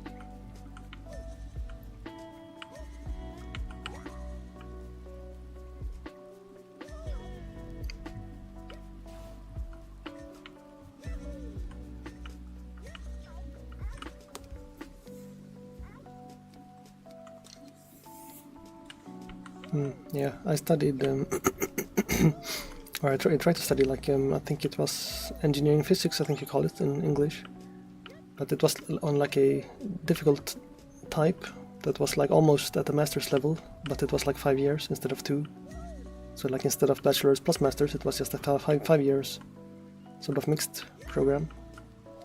And even the school sort of said in the documents that it was like the hardest course they had, I think, or hardest program, I guess you call it. So that didn't go really well, because the math was too hard. So then I switched to data science. I always mix up like data science and computer science, because in Swedish it's they're like almost the same name. But I also kind of knew how to program and stuff before, so I figured it would be easier. But it was a little bit more formal than I expected, I suppose. So I did still learn like some good programming things. Because I think with the knowledge I had before, that was mostly self-taught, I wouldn't have been able to be very productive. Because now I know how to like avoid sort of technical debt and whatever you call it.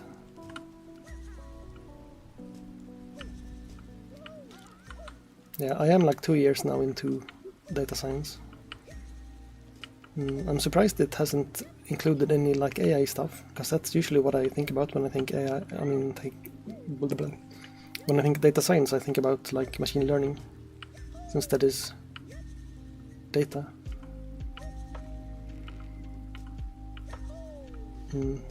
I did like manually add one from a different school last period, like data.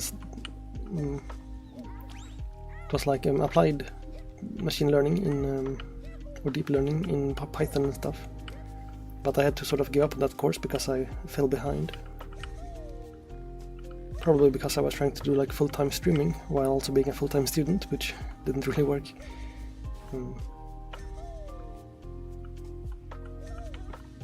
Yeah, but I can probably fix it.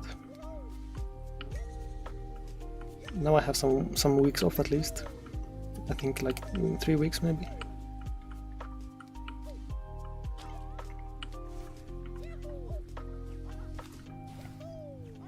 Oh, hello, Glunker.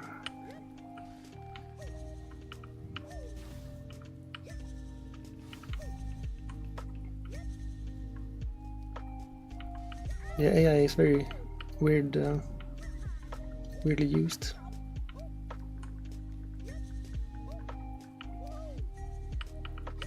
I feel like it's really strange that we are like brute forcing it with like compute power. That they're making like million GPU clusters and stuff now that not even like the big city power grids can technically support. So they must be like losing money just from the resource use, but somehow they are gaining money from the sort of investments. So it doesn't really seem stable unless they like I don't know, like develop it to be easier to run, but they keep doing that, but then also developing it to be better, which then makes it hard to run again.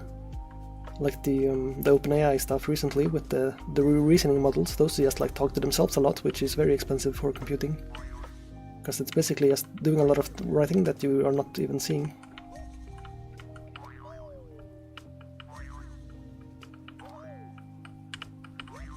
Whoop.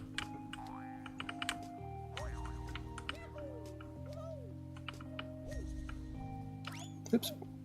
No. No.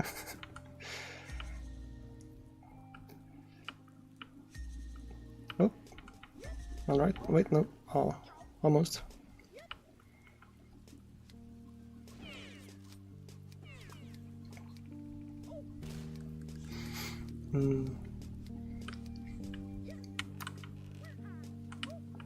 Yeah, I mean, I think currently the best way to do things like that is to combine a bunch of like autonomous systems, or like separate, I mean. Wait, why am I? Huh? Did that person just change their names to my name, or is there that a bug in the leaderboards?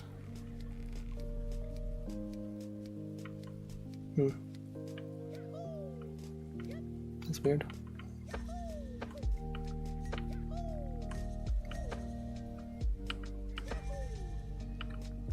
Yeah, I was thinking recently if I wanted to try like making a like a brain simulation thing, like very simplified, just like with like shaders and stuff, just like to make it easier to try programming it, to see if I could make it sort of exhibit things like brainwaves and stuff. But the problem with like a realistic brain, one that has like an internal clock and stuff, is that you like the sort of base software that runs on a brain, like if you take a brand new human and like start them up, then there is already software in the brain like to make it work. So I'm not sure like how you, I don't know, like how you initiate a brain. Because I think that's just sort of trained by evolution, which is a bit difficult to do.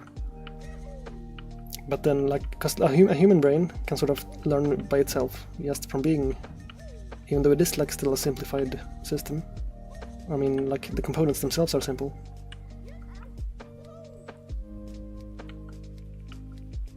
Yeah, I mean, I can see it's a different person. I'm just wondering if they changed the name or if the name glitched.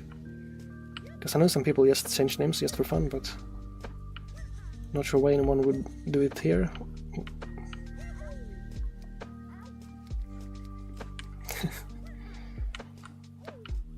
Okay, yeah, it's a bug then, I guess. That's fine.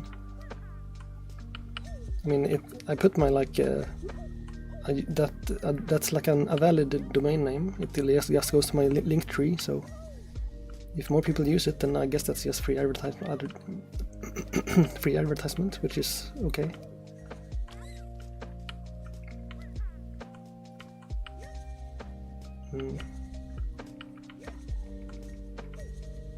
Because I even bought that domain just because of this game, because I saw my name on the leaderboard and I figured if other people see it, I might as well make it like useful somehow.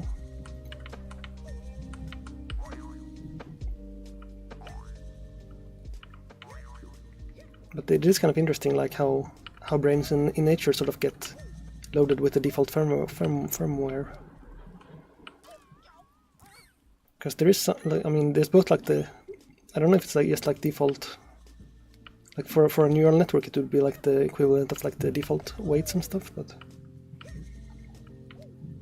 also the process they learn is a little bit different than neural networks and stuff, since it's sort of just based on activations and stuff and not like an offline process. So it has to do with like neurotransmitter depletion and stuff. So if you like overload something a lot, sort of like the redstone torches in Minecraft, that they sort of fizzle out if you try to spam them, and that sort of just forces the brain to branch out and make the logic for a specific thing more complex, I think, by involving more things, so it doesn't burn out.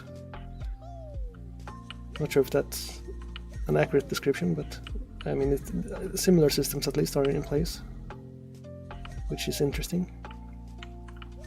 So I might try to do like a very simplified version just to see what kind of like what's it called, emergent things I can make it to do, like see if I can get it to make brainwaves and stuff, which it should do, like just because it would be some sort of cellular so how do you say it, a cellular automata, I guess, like the Game of Life thing, but more complicated. Oops. Maybe now I can have the... Yay. Well, I also want a different stick. Okay, now I have the hoodie, so now my character is more comfortable.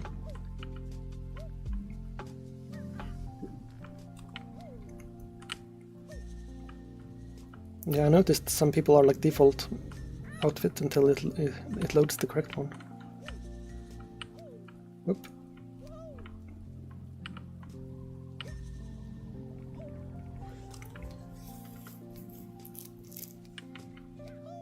Because I know with like electroshock therapy and stuff, you basically sort of reset the brain. Although maybe that's just like the outer layer or something, I'm not sure actually how that works, but... So it does at least doesn't seem like it's... like it seems able to self-start if you... even if you like remove all the current ongoing signals, it seems like it still works.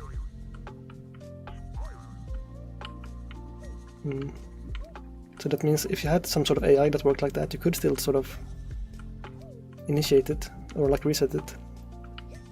Sort of like a person like going to work and doing different tasks every day if you wanted it to like have like instanced consciousness, I guess.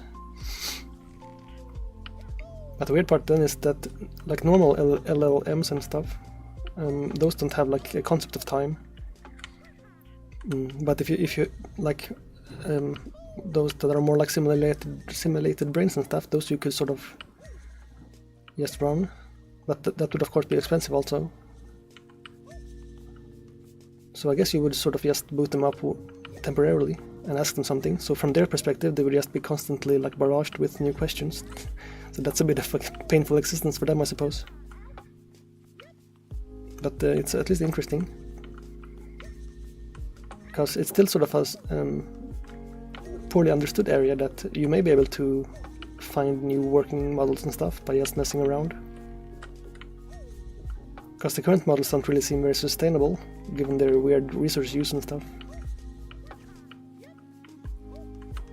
But training a sort of simulated brain would be more complicated, since a human, you know, requires a lot of real-time data in order to train it.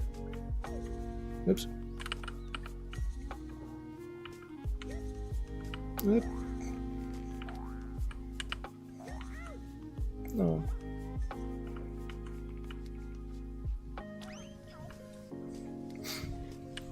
But you could also train it sort of technically with anything, because you can take a human and put them in a room, give them like 2 blocks to stack on something, and they could, you know, be creative with that and somehow learn by themselves. So if you take a real-time AI and for example let it play like every computer game, I mean, it will still take a lot of time compared to like a neural network, since you can just shove data into it, but still interesting to see how, if it could learn that way. But the hardest part would still be like how to initiate it into a state where it could sort of start learning by itself. Because it would essentially be not conscious unless you give it the right initial conditions. So that's sort of why I didn't try it, because I couldn't really figure out how you would even go about trying to figure that part out. Because, I mean, a brain doesn't even have an input and output really.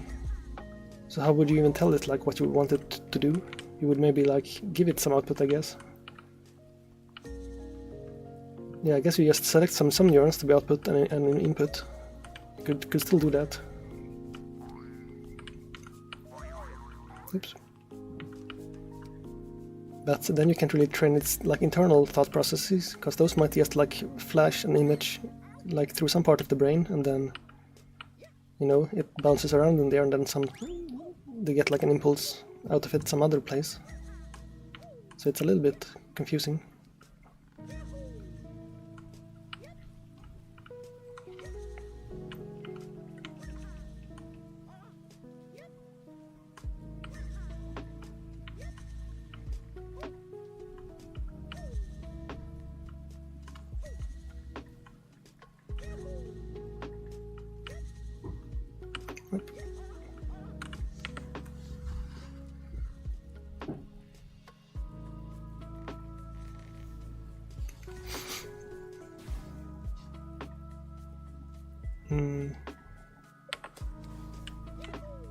Yeah, well, consciousness is, I mean, it is very philosophically complicated, yeah. In this case I just mean sort of, I don't know, a usable state, I guess. It doesn't have to be self-aware, it just has to be sort of stable in a specific way, I guess.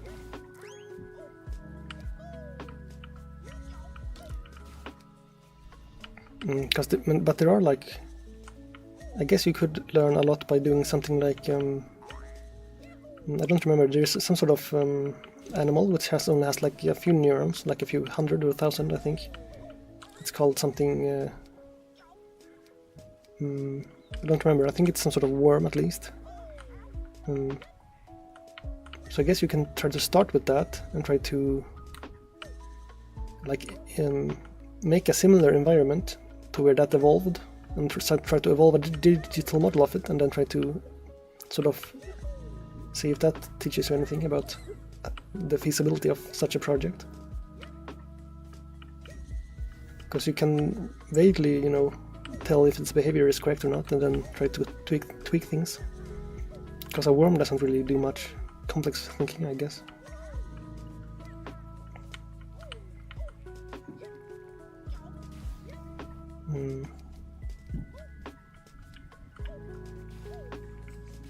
Yeah, well, because what they're doing now with like the OpenAI stuff is they're like teaching it internal thought processes, but those are like text-based, and a real brain is like weirdly complicated and not that simple. So how would you like train a brain to have abstract processes in a way that also allows it to sort of make those processes more like creatively than just like verbatim copying text? It's like very different, so it's interesting, but no idea how you would do it. I mean, you could just simulate an entire human brain, of course, but that is, I don't think, like what you want to do, because that seems like a waste of like power. Because you can probably use a much simpler brain and still get better results than an LLM, I think.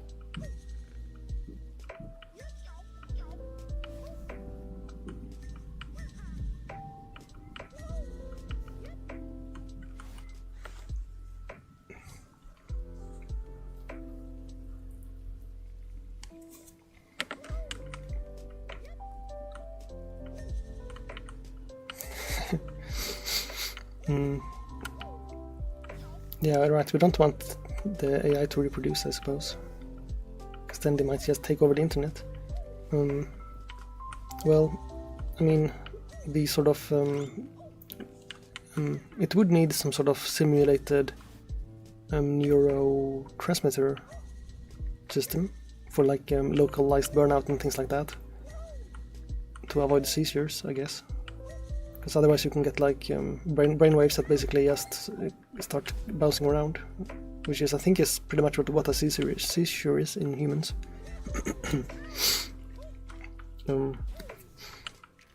But also like the reward system, like in humans we have dopamine, for example, I think, for example, if like a memory is deemed correct, then it will release some dopamine and things like that. So you can just use that reward system and sort of manually decide what the sort of imaginary biological equivalents of the things are. So something similar to just like the cost function of a normal training system. Yep.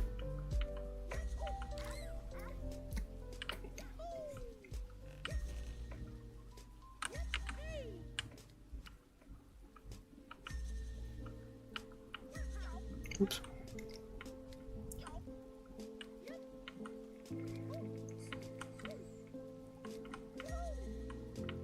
That is someone at Twitch. So that's what I was contemplating when I joined this game and saw that my name would be visible to others. I just tried to put like Twitch or live or something in my name, but it all looked like very messy, so I decided to just do a URL, but it's less clear that I'm live streaming, I suppose. But I figured like if just some person is curious and sort of finds me that way, then that's still like an extra viewer.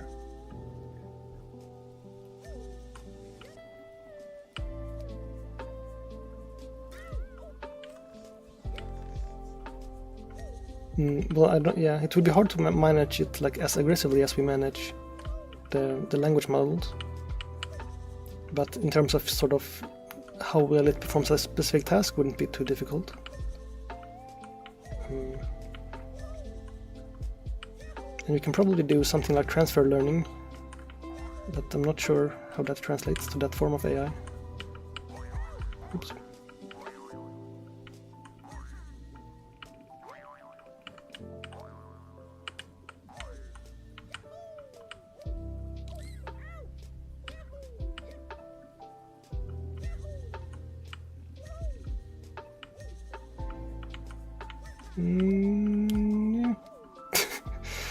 Okay, now I might make progress here if I don't mess it up. Okay, I'm messing it up.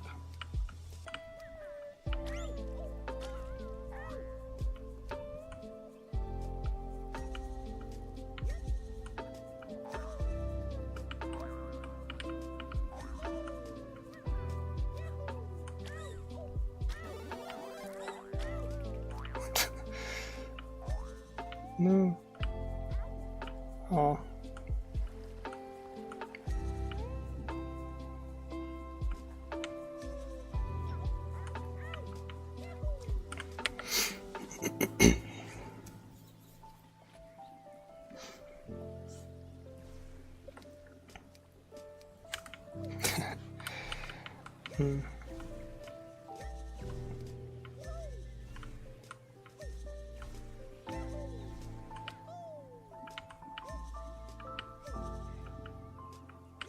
But yeah, in theory we could just get an AI that like decides that we are a problem and just tries to delete us.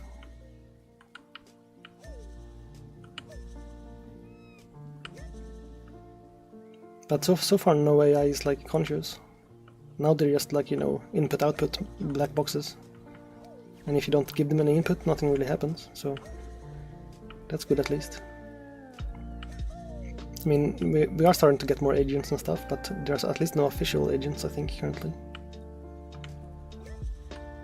Like the self-prompting kind that can sort of... But even then you have give them a sort of main objective and then they work towards that. So the worst thing we can get currently, I think, is if some... I guess bad person, for lack of a better word, would like... just make an agent that's like kind of self-prompt and stuff, or even spawn new agents, and then they just give it like a bad prompt, like for AI like IT attacks and stuff.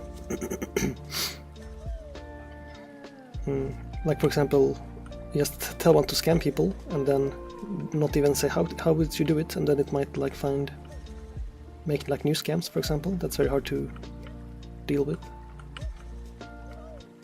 But yeah, they are good at mimicking humans. I got like because I'm a small streamer and I have the VTuber tag, I guess, I get a lot of like bots asking me to commission art and stuff. And they're usually like friendly for a few minutes first and then ask, which is annoying. But I did notice some patterns, so now I can mostly spot them.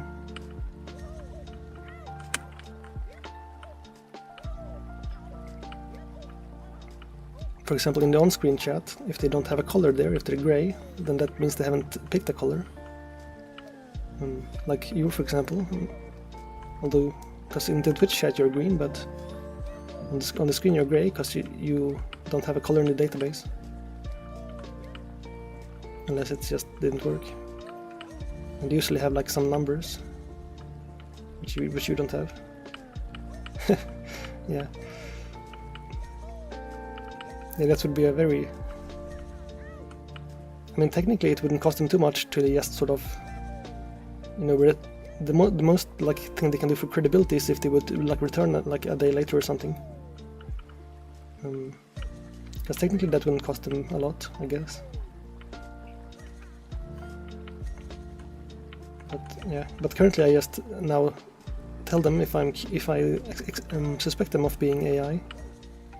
I just like tell them that I'm upfront that if they are an AI, then I'm not interested, and then they usually just leave instantly, which is funny. Although they could also just be like people in Asia or something that are just minimum wage, I guess. That would probably work better.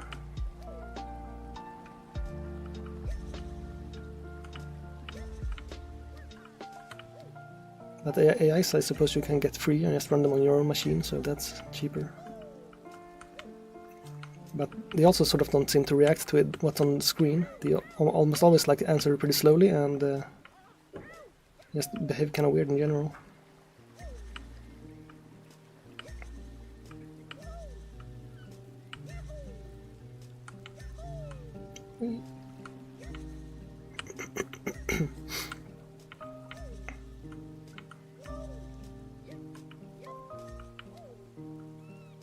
There's also like the AI streamers, but those aren't really dangerous, I guess.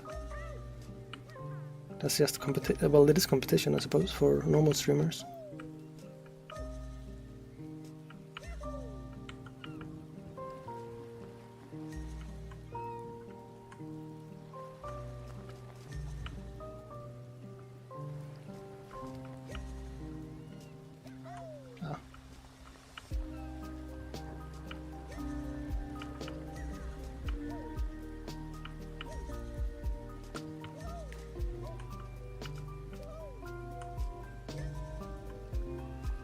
Oops.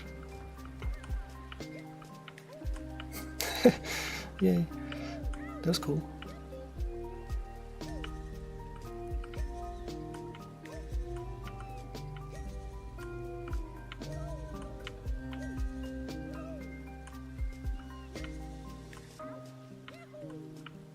Oops, oops, oops, whoops.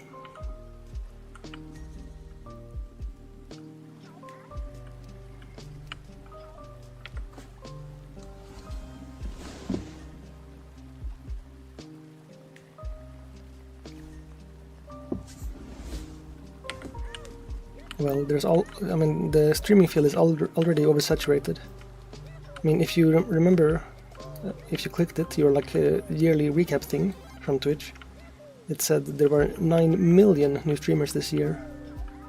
And probably a good amount of those are like VTubers, I would assume. But that is an absurd number. But a lot of them will just either give up early or just always be tiny. Well, I'm still tiny, so I don't know which category I fall into, but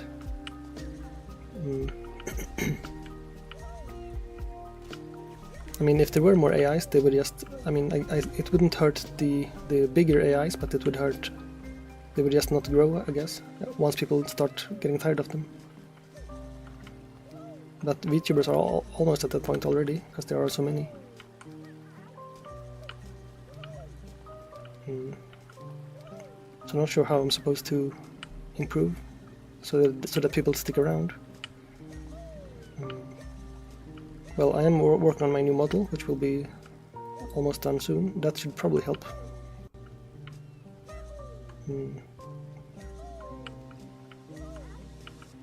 Yeah.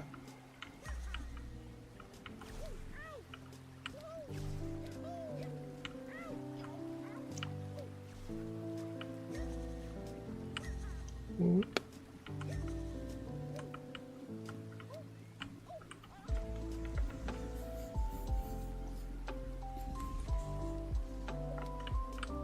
Yeah, well, the amount of new users you get, like stopping by, is definitely like correlated with your size.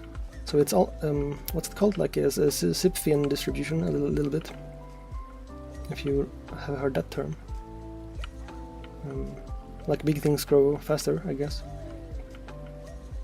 So the snowball is pretty accurate, but sort of depending on your,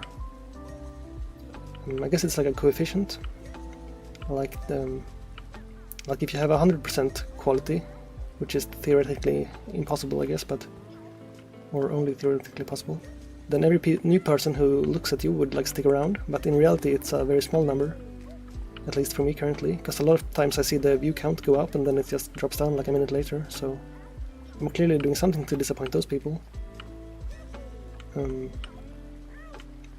So I guess if you like, the better you are at retaining people, the faster you will grow as well, even though it will be exponential either way. So I think it's kind of exponential, but just like with a multiplier based on your like general I don't know, watchability. But that will, I mean, you will also learn and get better as you stream more, I suppose.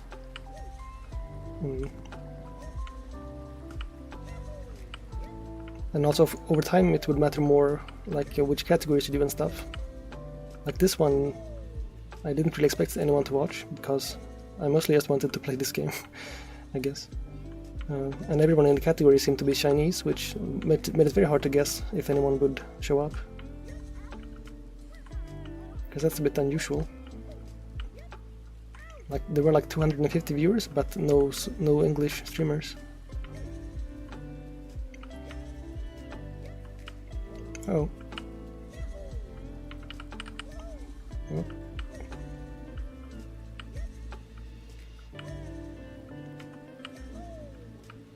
Okay, I'm focusing here for a second. No.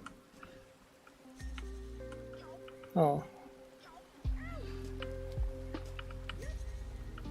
That didn't work.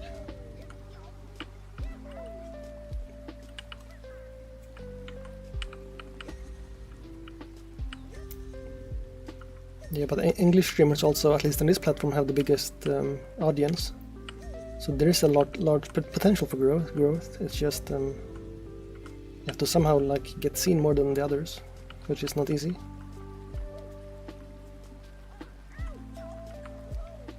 I mean, I could stream in Swedish, but that's just cringe, because I don't even like the Swedish language.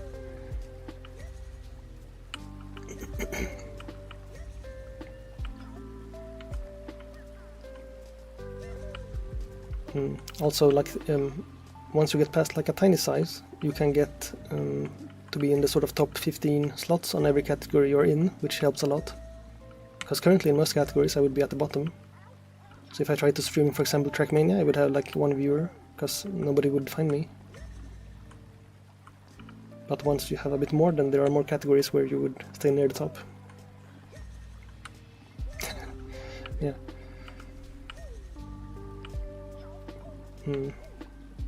But for now I will just try to finish re-rigging the model I got, and I will try to see how that affects things. That's about all I can do for now. And I guess I should also make more shorts. I did make one short and it got like 500 views, which was, I mean, more than the streams got at least, so I should probably do that, just to get more like people to find me. Oh, I am also dual streaming to YouTube currently. Currently I have 0 viewers there, so that's working very well. Yeah, well, I did make one short just from like editing together all the jump scares from like my what's it called, Dark Souls 3 playthrough, for example, which wasn't that much work. Oops. Yeah. And other than that, I'm not sure what shorts I can make.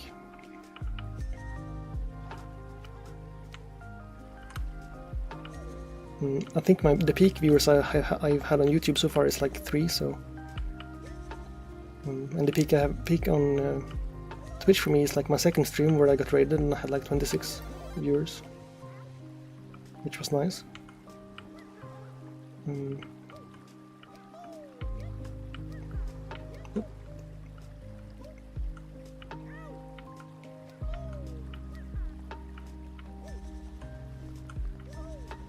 And I would stream on like TikTok, but you need 1,000 followers for that, so I haven't done that yet.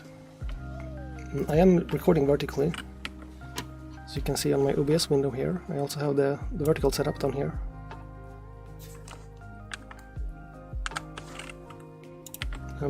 which helps if I want to make a short. I can just edit it without having to move things around. But I'm currently not broadcasting that one anywhere.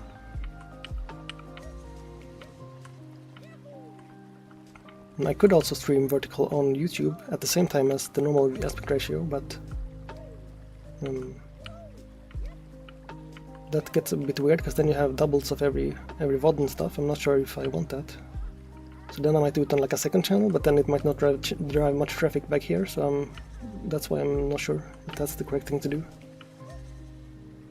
Or I could just not save those VODs, I suppose. That actually might be a pretty easy solution.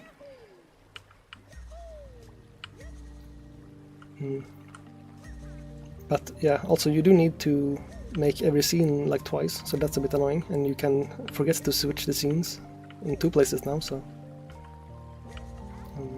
but if you're not broadcasting that one, it doesn't really matter, I guess. Then it's just sometimes it works for making shorts.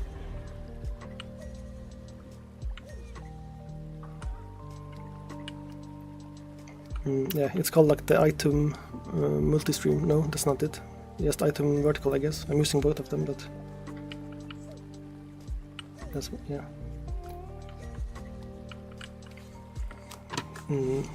Let's see. Because you get here like this scene list is for the vertical scenes, so you can see I have some different ones there, and this is the normal ones also, but it is like a more tinier. My window is like over here because my screen is do I have that still? Yeah, like this. I have like a double wide screen, so it looks like this. So this is like what I'm seeing. So OBS is like tiny in the corner there. Although now this would be very tiny for you, I think. And the chat's on the right side.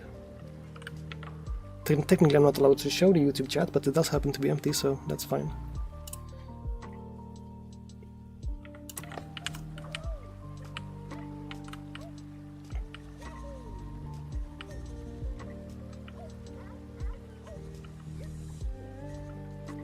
I mean, I'm not looking at OBS actively, I'm just like like this middle bit is like a 27-inch normal 1440p screen, so these side ones will be relatively like not in your field of view, I guess, or in your field of view, but not your what's it called, like the foveated rendering part. That's not what you call it, but yeah. It's pretty easy to not pay attention to the side things, at least.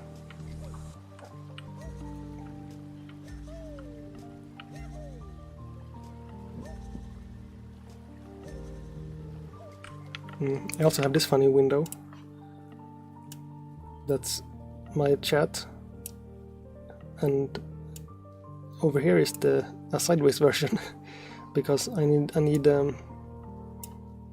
if you look at the bottom here, you see this chat is like positioned differently, so I have a different overlay for the vertical mode, and I couldn't make this window like 1920 tall because Windows doesn't allow windows to be larger than the screen. It's a weird sentence due to the what's it called, homophonics. Because Windows and Windows are 2 different windows. So I had to rotate it 90 degrees, which was funny, but that seems to work.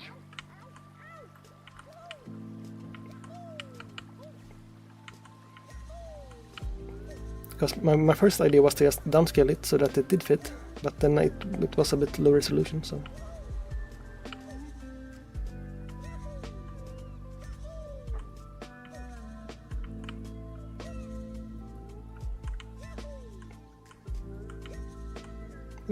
Okay, now I'm getting tired of focusing on this game, I guess.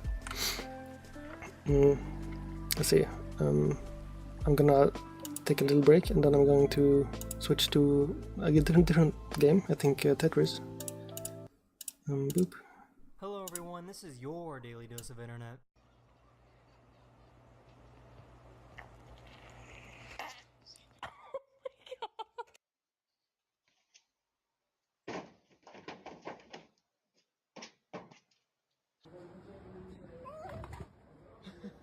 Sudden chemical reactions can be fun.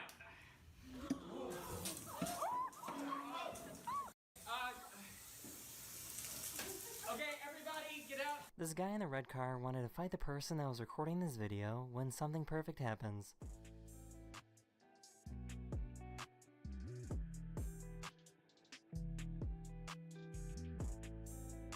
¿Vas a dejar de morder? ¿Vas a dejar de morderme? Vamos a pasear. Te dije que no. She got this new toy she wanted to play with, but the problem is that it never came back.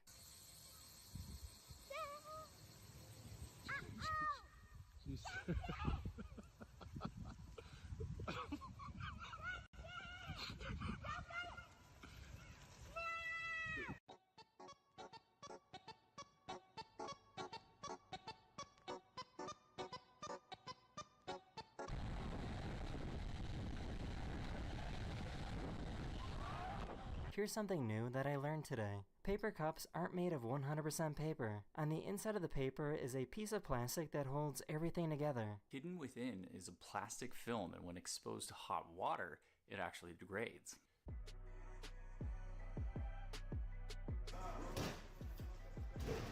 This mom pretended that she ate all of her daughter's Halloween candy. I ate all your Halloween candy.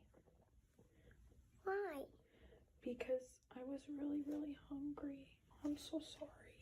It's okay. Are you sure? No, I'm joking. Okay. Again, are you serious? Just come on. I asked you not to do it. No, stop. These police officers were trying to practice how to ride upstairs.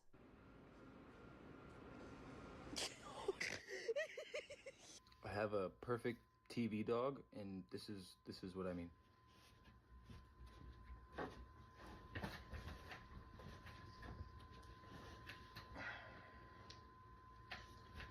That is the end of this video. This is probably my personal favorite episode that I have ever made. I had so much fun making it, and I'll see you guys again very, very soon. Later. Hello everyone, this is your daily dose of internet.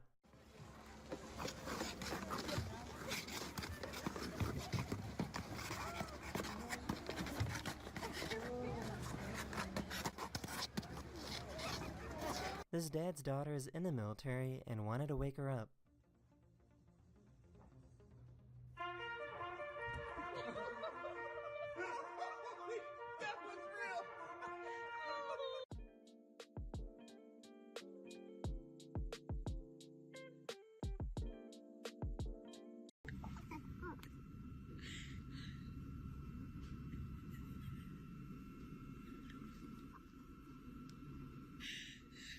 Grocery stores are starting to use these new shopping carts. The wheels on these carts immediately lock when they go outside a designated boundary. The purpose is to stop people from stealing them or leaving them very far away from the store.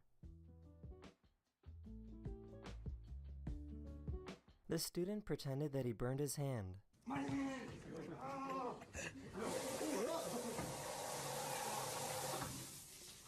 What are you? What happened? My hand burned.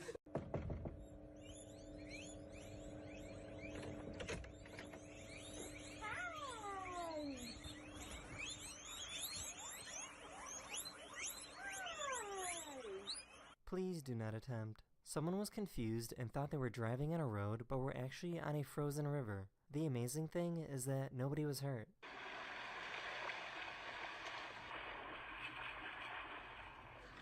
This cat had to teach people how to pet.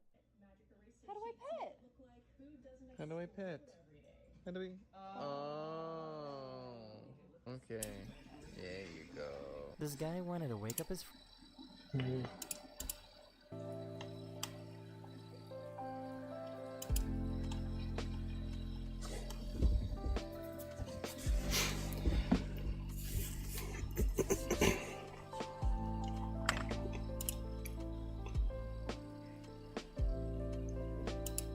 Yeah, I am.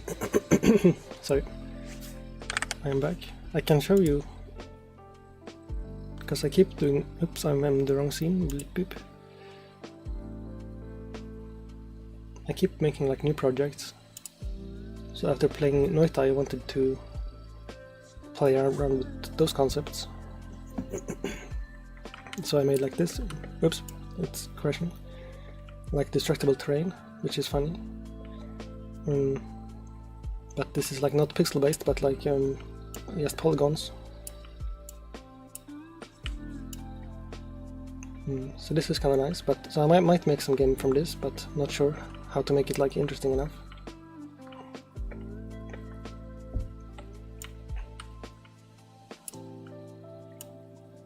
Also, it does lag because I need to optimize it, but because it says there like 1500 and 1500 like physics like shapes now, so that's why it gets laggy, I guess. Yeah. But yeah, you do need like some, when you're AFK, something so that people don't leave. And that one was the first one I thought of, so I just have this list, but like because if you can see here, it's like oops, it's like 695. This page is super laggy because I guess it tries to, oops, no, it barely works, but that's YouTube's fault. But I think it's because it has like, I think it probably like queries the server for like 625 different metadatas or something like that. I wonder if you can actually see that. If you go to like network, what happens if we like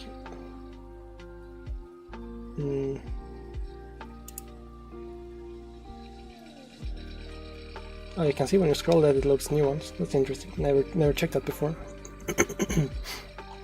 Well, anyways, that's not what I was going to do. Now it's tiny. What? Okay, well, barely works. So I should probably do this differently so that it doesn't have to load all of them, but just sort of, I guess, programmatically pick a random one.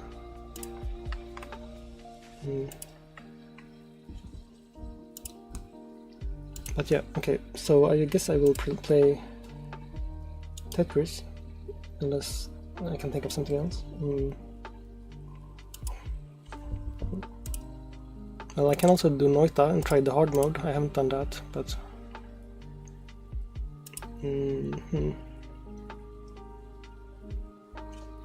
now I can't decide.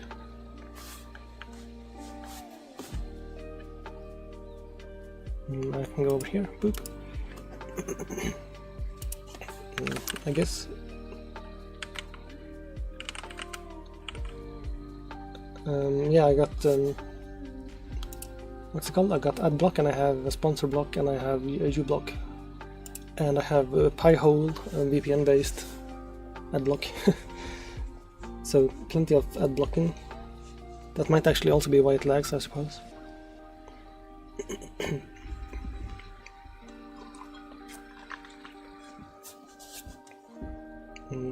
Yeah, okay, set title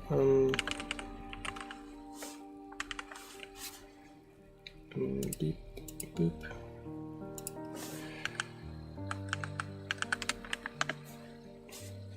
Does that work?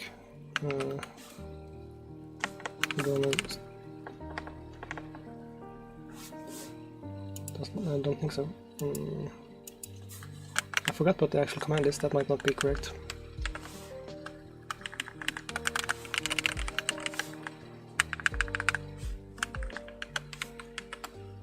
Do this, and I go category to trio.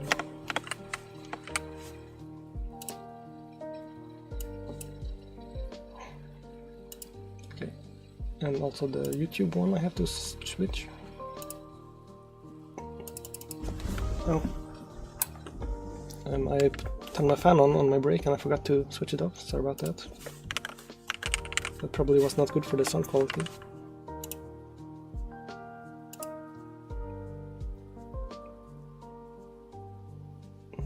And the thumbnail on YouTube.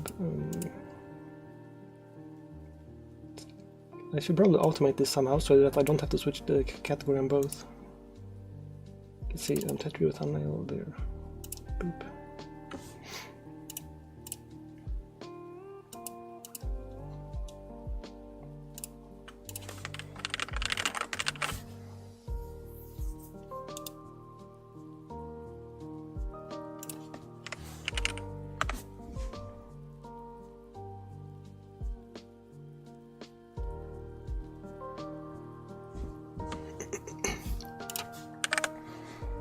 Let's see, is this correct? Yeah. Okay, I will go into the Tetra League, I guess. So I'm gonna check Discord real quick, if there's anything there. Nope. Alright.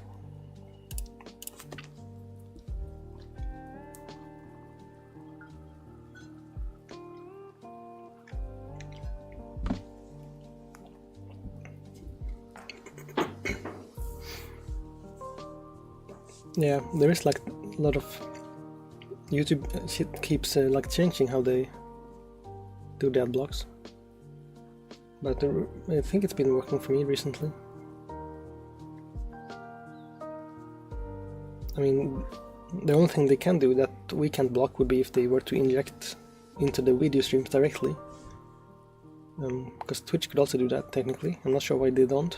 I guess it requires too much encoding, since it would probably need to re-encode for every separate ad, and they do personalize them, I suppose.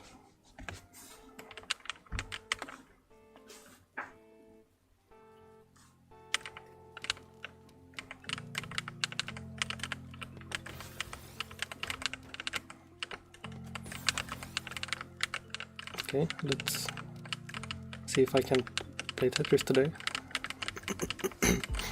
Yesterday it didn't go that well.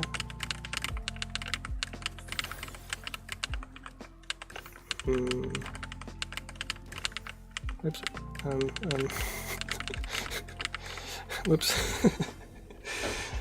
That was not. That did not go correctly.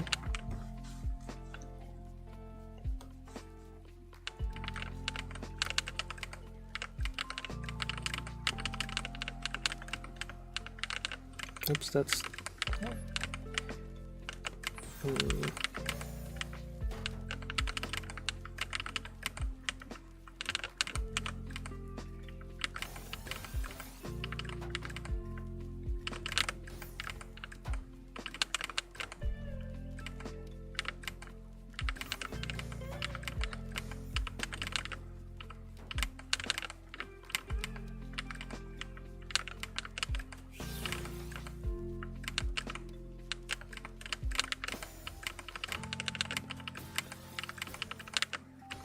Oops, I missed that one also. That's awkward. How do I... Wait. I have to get rid of that hole somehow. That's... I'm not very good at downstacking.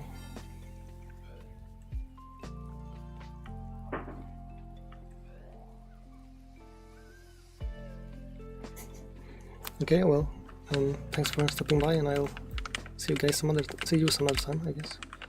But yeah.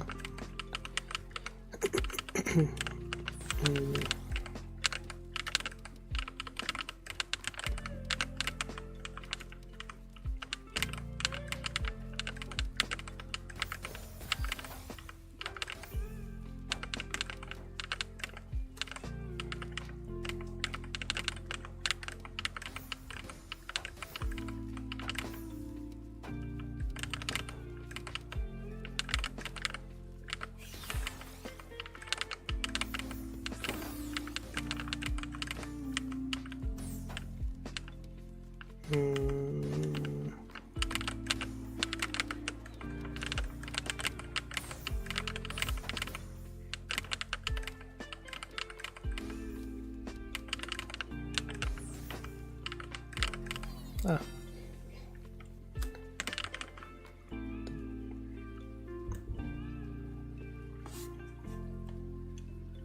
Well, that's just a warm up, I guess.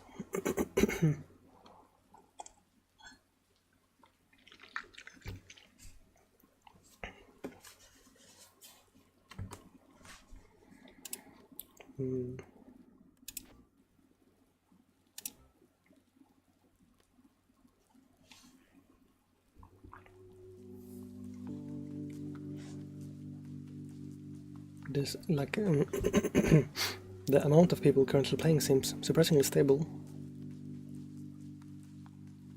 I guess because this game has like a lot of players from around the world. which not all games do. I did get a new 40 lines PB yesterday, but only by like 0.2, so nothing particularly interesting. But at least it was like the first time in like in like 48 days or something, so I guess that's good.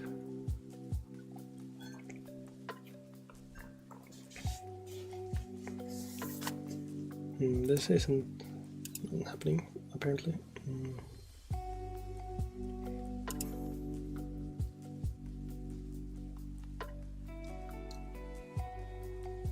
Whenever I try to do something else while it's queuing, it just instantly starts anyway, so I usually don't. Because if I let go here, it's not gonna let me finish anyway.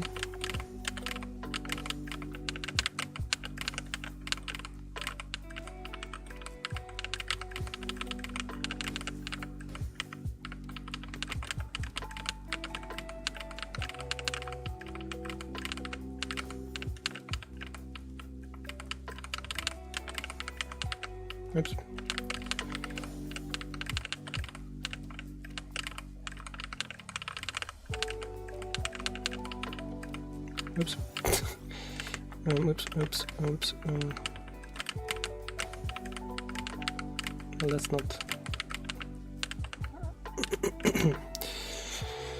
Yeah. I messed that up anyway, so.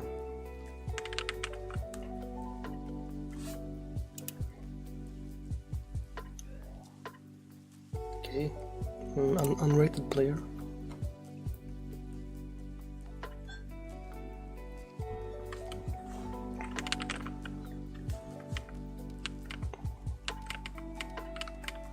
Not sure why I'm trying to do this. It's not gonna work.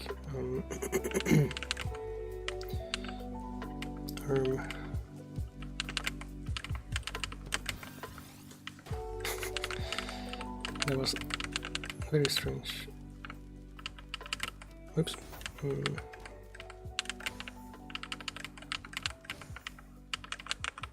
Yeah, I still probably shouldn't be trying to do the openers because of how often I mess them up and then end up in some very awkward position.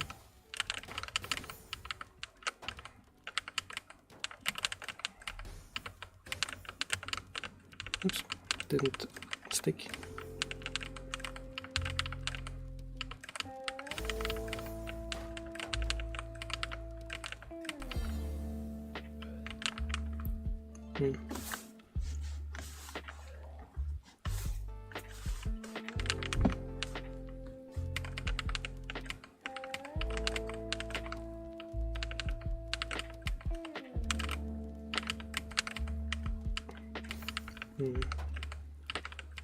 That wasn't very okay.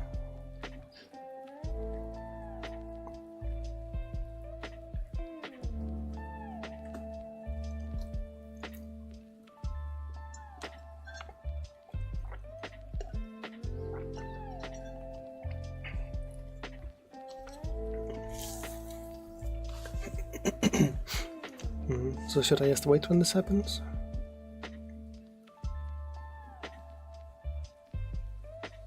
Because if I do abandon and they do come back, then I guess I lose for the same reason. Or does it recognize that I was waiting?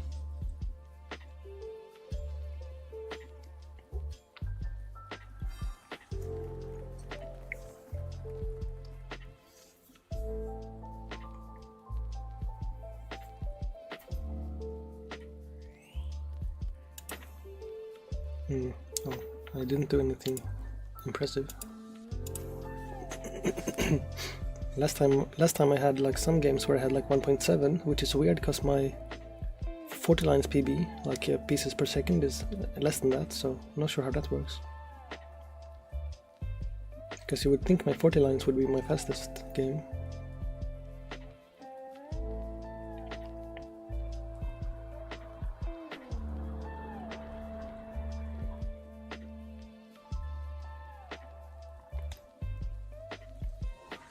But maybe I need like the competition to perform faster.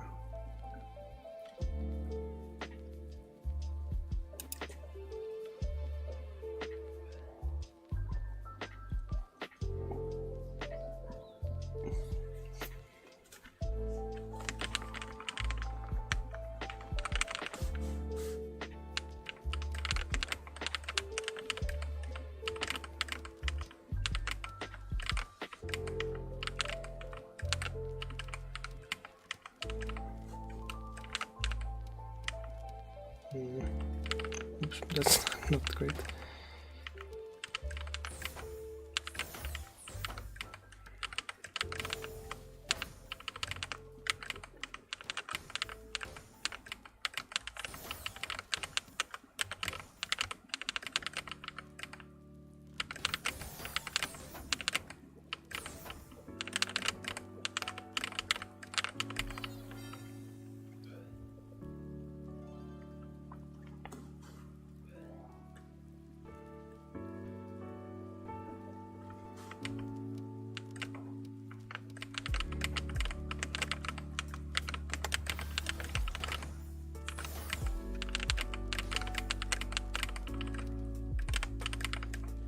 Oops. What the fuck? I keep making too many weird mistakes. Like that.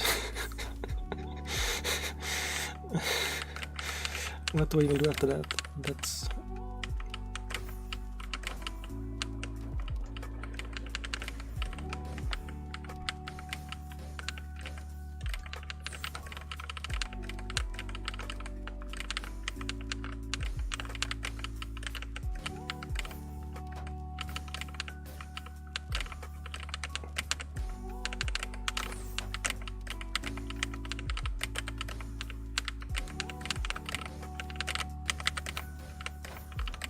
Oops, should have put that in the, the middle hole. Didn't see that that opened up in time. But of course, I shouldn't really rely on my reflexes for anything in a game like this. I should just remember. Like, keep the, I don't know, board state in my brain, but... I don't know how to do the opener there, so I just will not. I somehow put the well in the wrong place, so I just downs that and try again, I guess. Damn it. Well, usually it goes better than this. I'm not sure what's happening currently.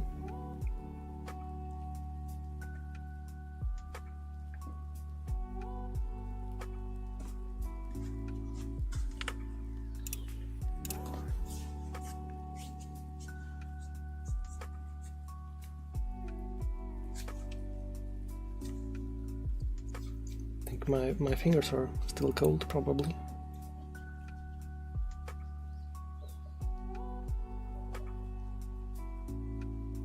I'll try wiggling them about a bit.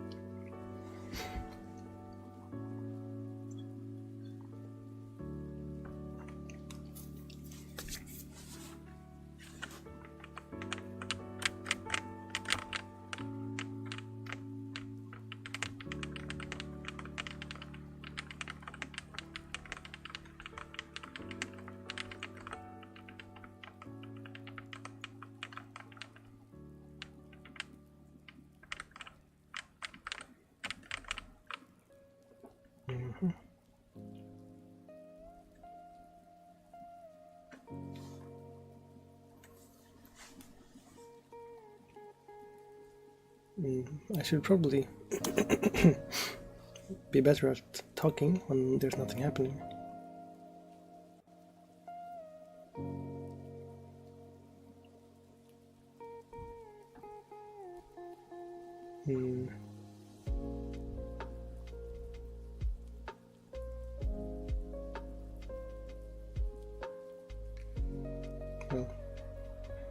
I usually just like think out loud, but I don't really have many thoughts currently because I'm tired.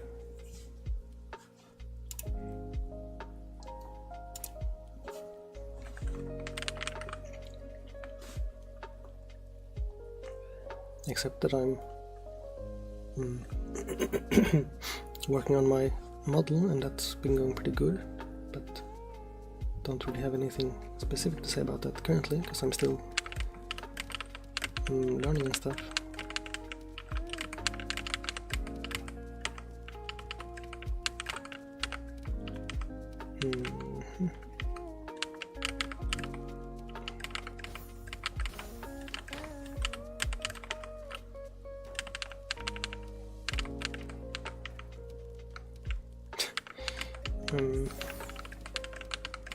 I keep making very strange dependencies today that just break everything.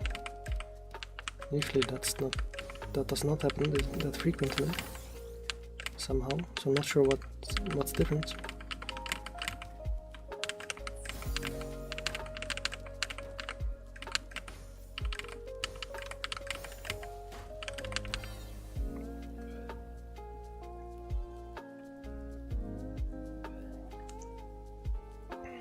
That was a little better, I guess.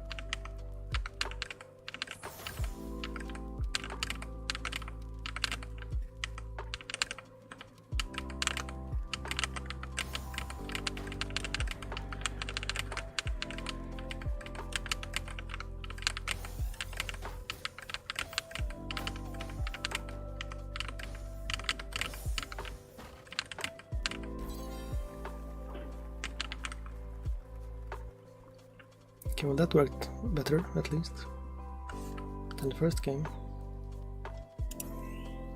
Well, my attack is bad still, but at least the speed is a bit higher now.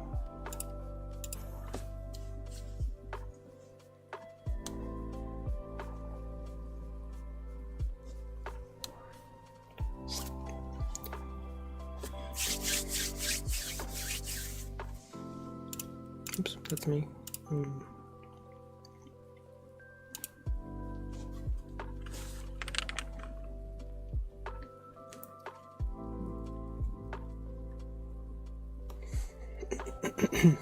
I don't know the opener for that bag.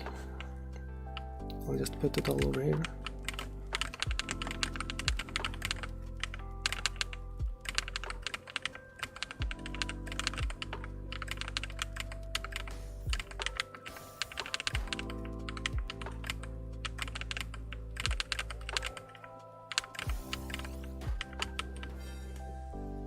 Oop.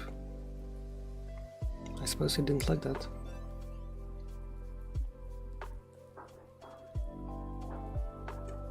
Okay, no, he has bad internet.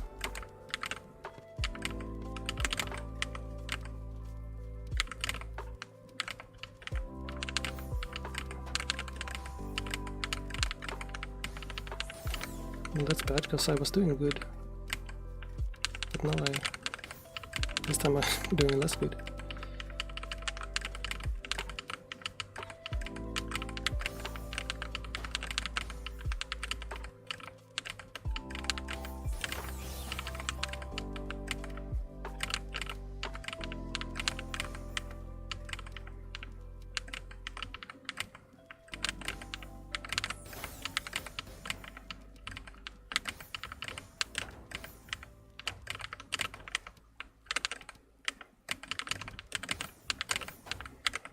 Shit.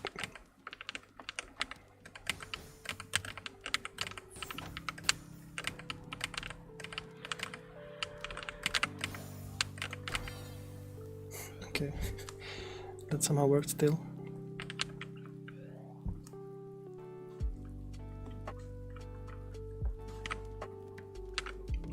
Oops, that's not the right button.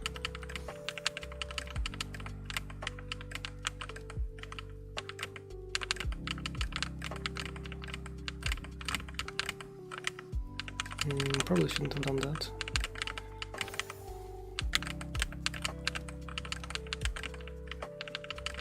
I keep being a bit greedy whenever I manage to stack a little bit quickly, but then,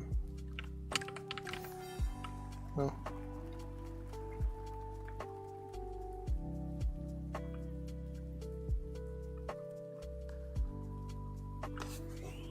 let's see, did I have good speed that time? Yeah, 1.5 and 1.4, that's at least nice. At least for me, currently.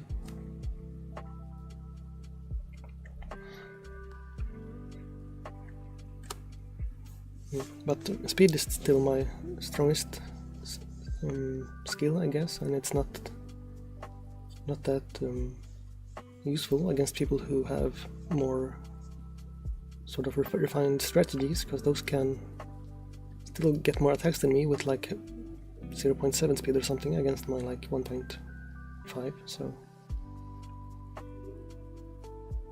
I still should just slow down and try to learn more like strategy stuff instead of just trying to go fast, because especially if I mess up something, then I usually don't recover very quickly.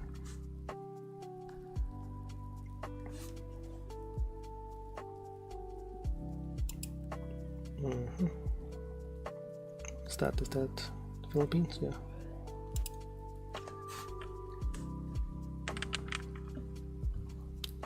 You get a few seconds every time to try to learn all the flags, I guess.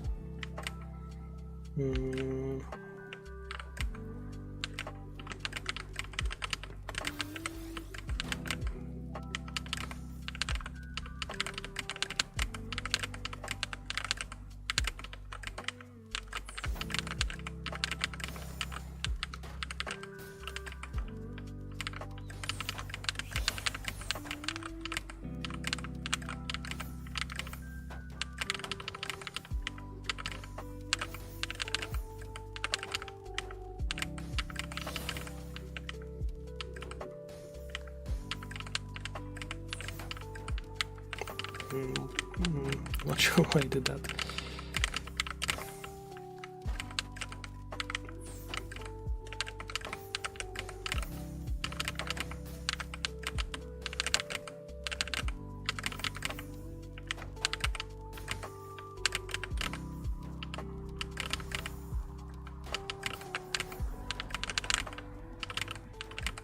Oops.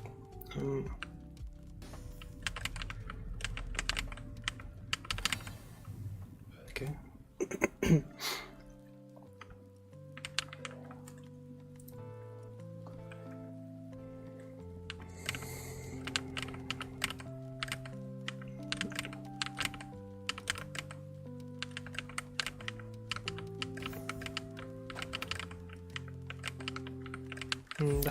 Yeah, that's a weird way to do that.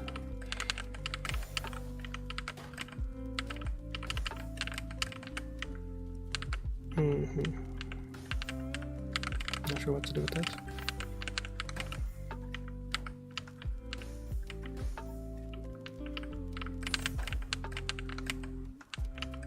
That's a misclick, misdrop, or whatever you call it.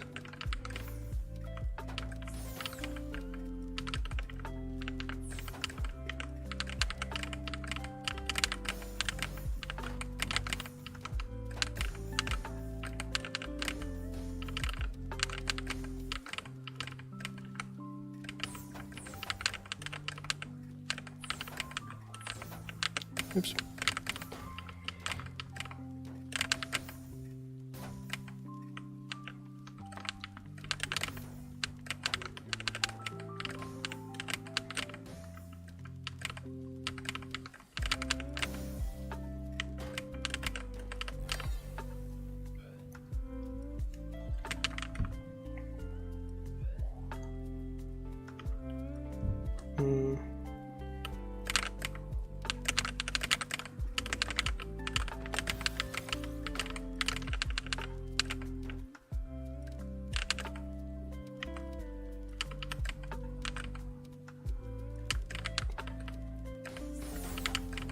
I don't really know how to follow up on the opener, so usually I don't think it's worth it for me still, because I usually just get the board in a weird state.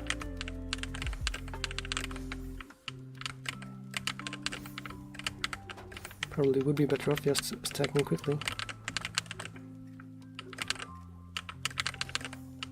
Whoops.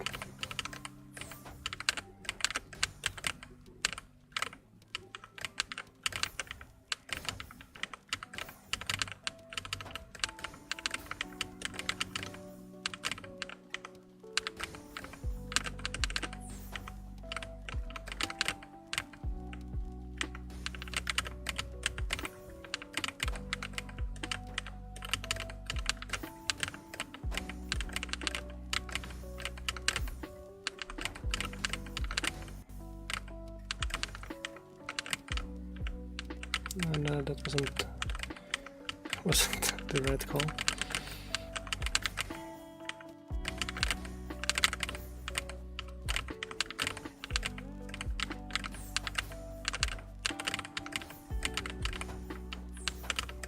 Oops.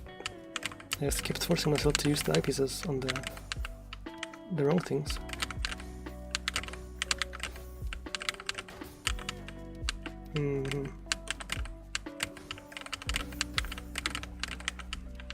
It sort of stopped me from being able to do any progress.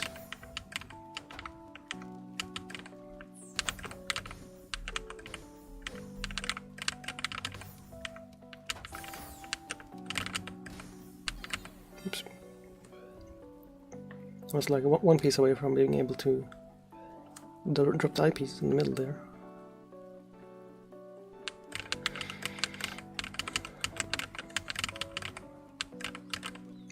Rip. That's not good.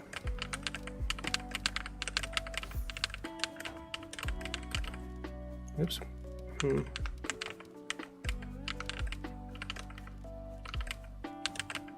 What the fuck?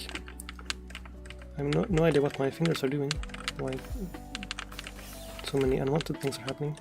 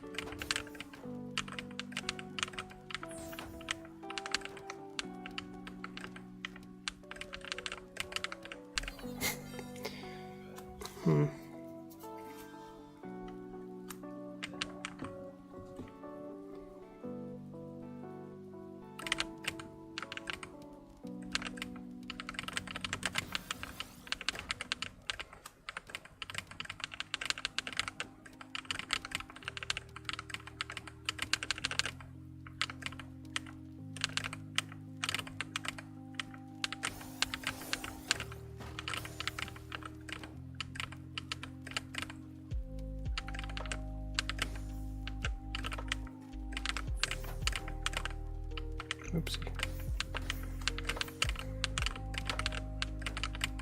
Oops. Damn it. It's really frustrating that I make so many little weird mistakes currently. I guess I can do a teaspoon there. I usually don't do those because I don't know how to set up for them. I mostly do them accidentally still.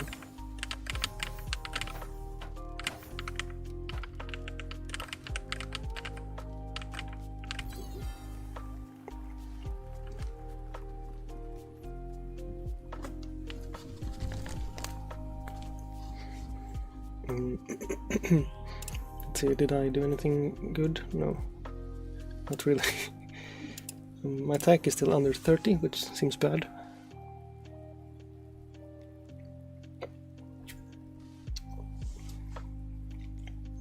I just have to put in a lot more time, I think.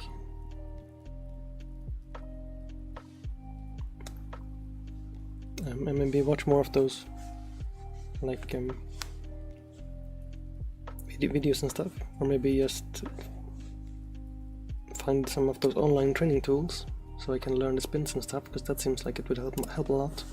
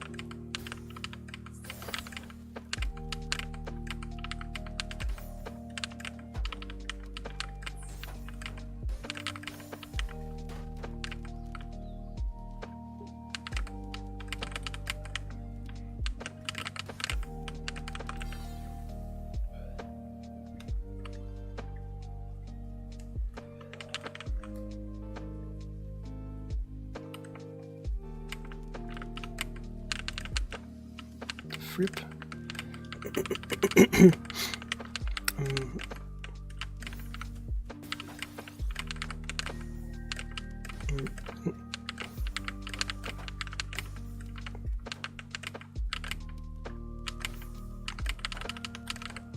So many weird things that shouldn't happen.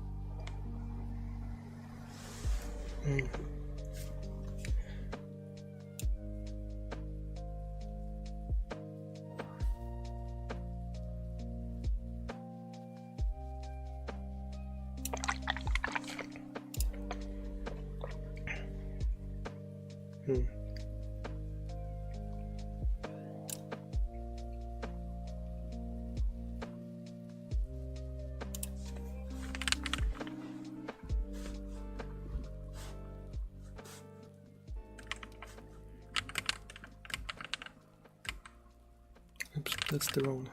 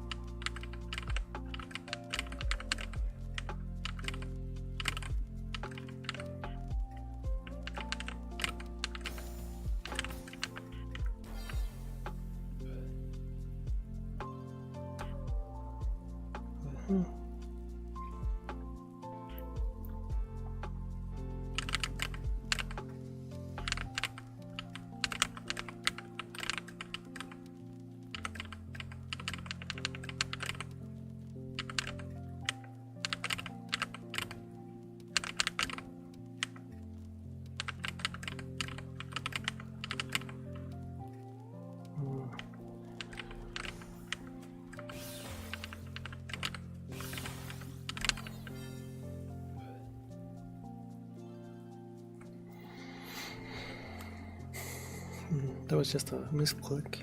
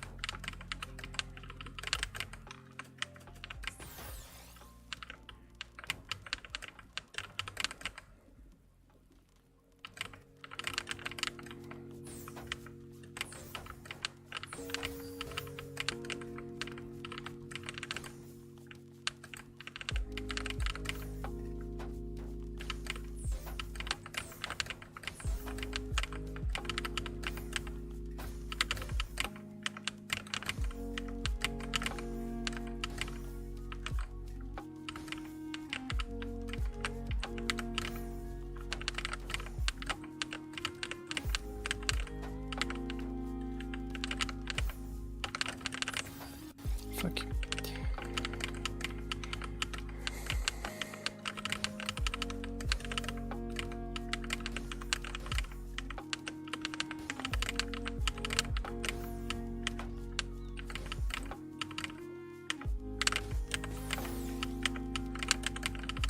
Nah.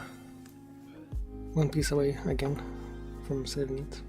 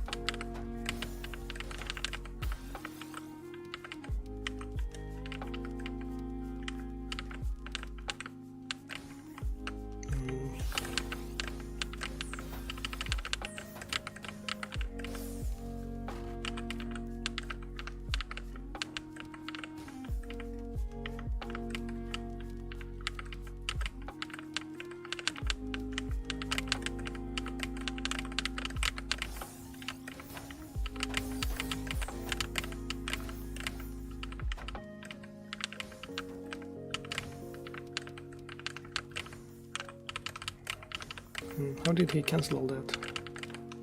That seemed like a lot. But then nothing happened on his side. Guess I have much to learn still.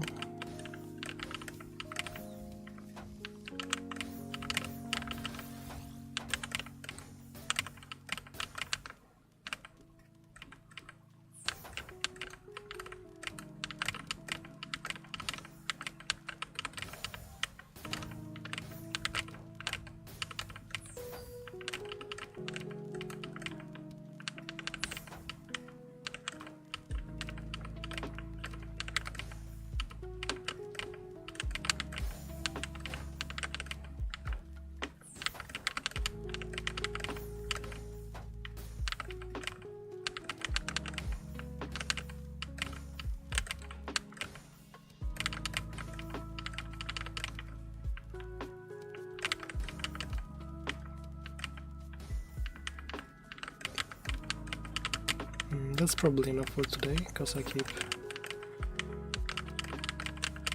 just doing more and more weird mistakes.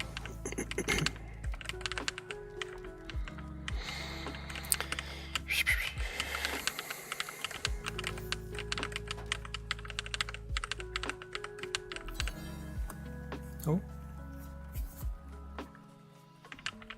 What? I thought I lost every round here. Guess I didn't.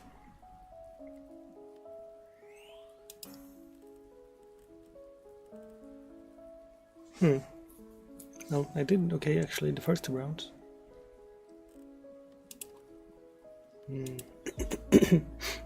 Maybe I can do one more.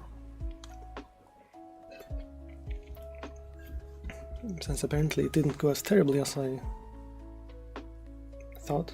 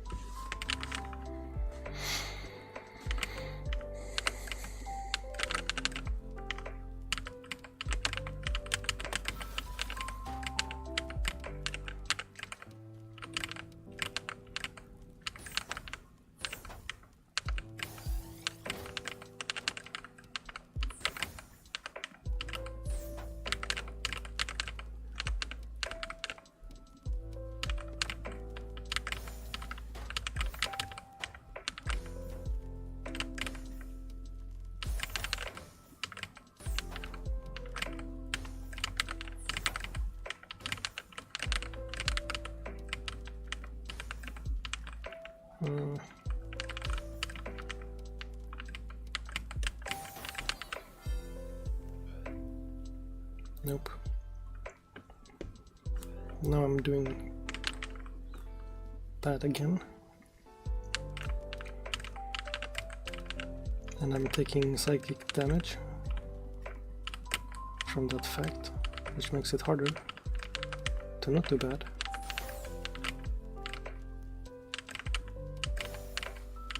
On subsequent rounds.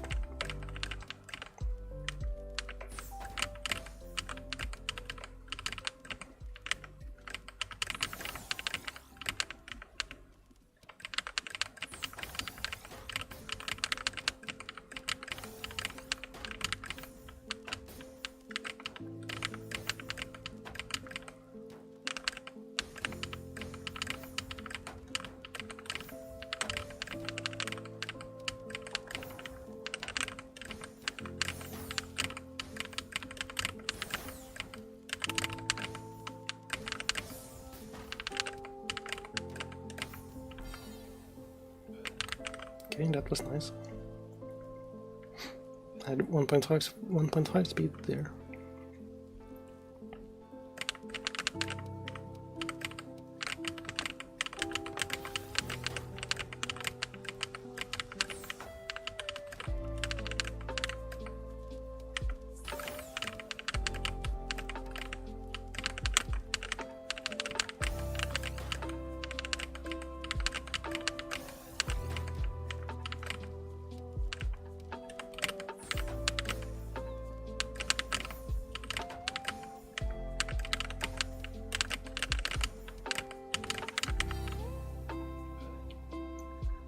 Alright, now an exciting tiebreaker.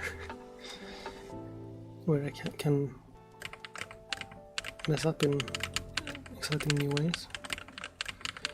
That's a terrible attitude, I guess.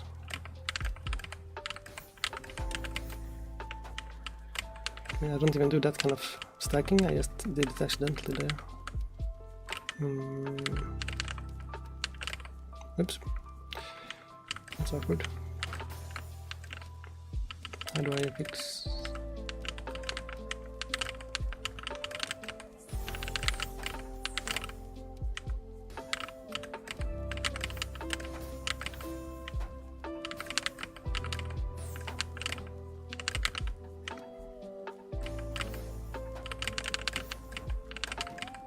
Oops.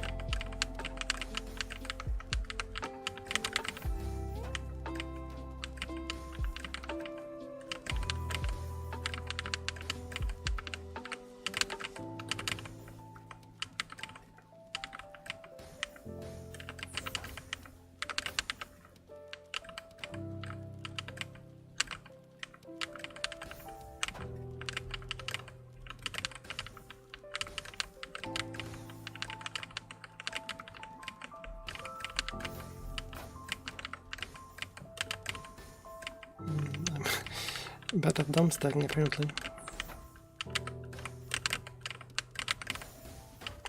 And there we go.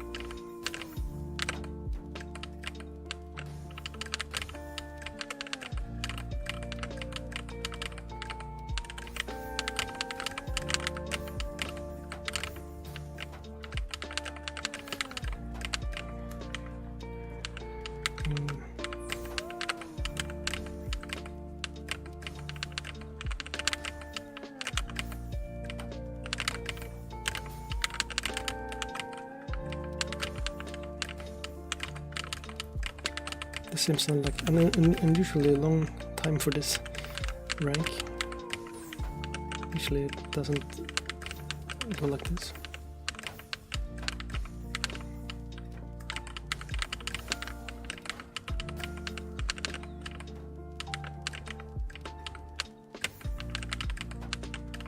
Oopsie.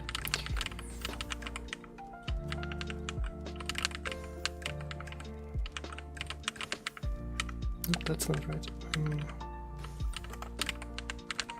Oops, fuck. Now I'm probably gonna die.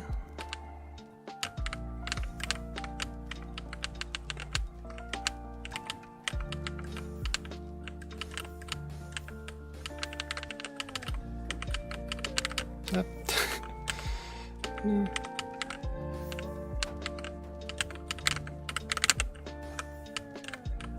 Oh.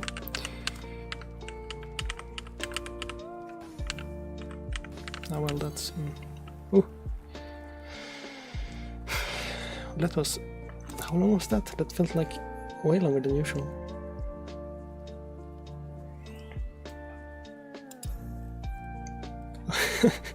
Oh.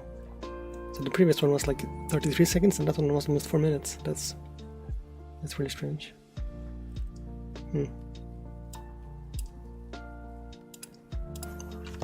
Well, I might as well do another one since I'm warmed up at least after that last one.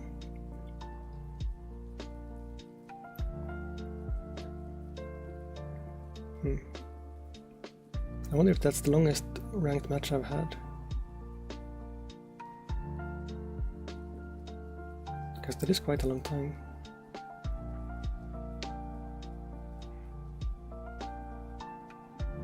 Usually I'm not that consistent either, so maybe he was just bad at attacking, I suppose, but I'm still reasonably happy with that.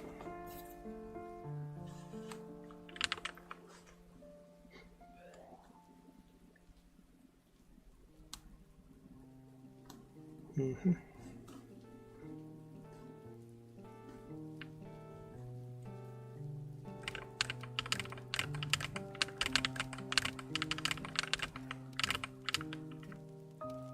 Oops.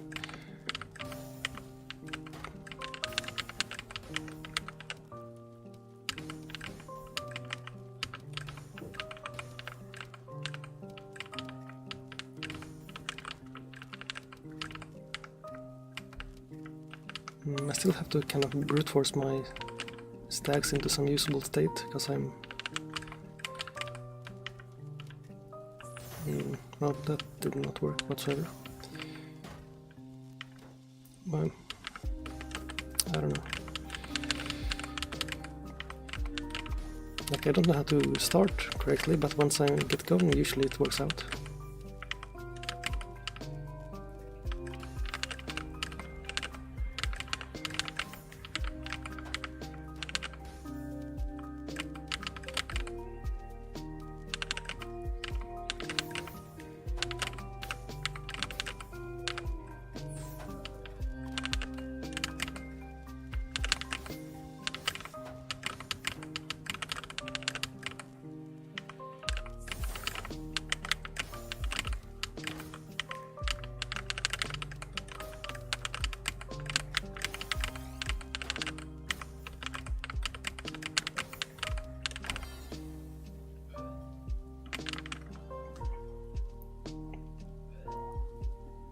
Hmm.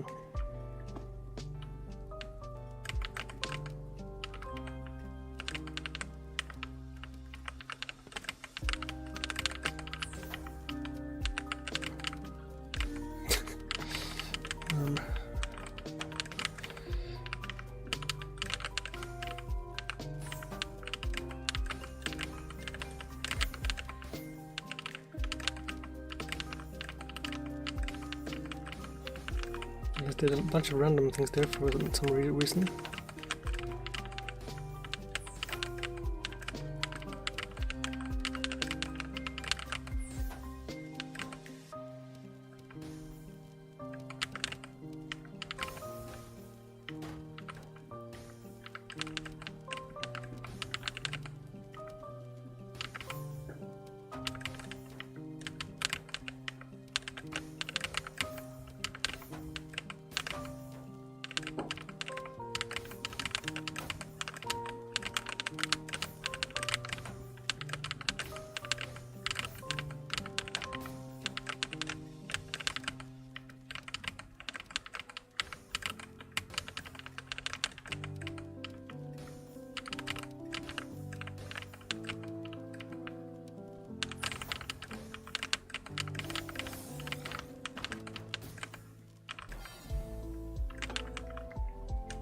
Alright, that worked out.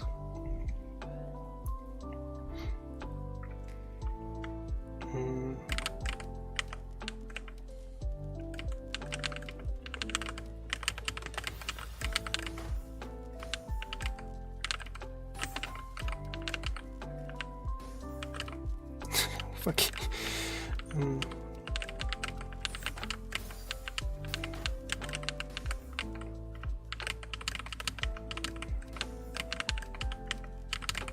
Oops.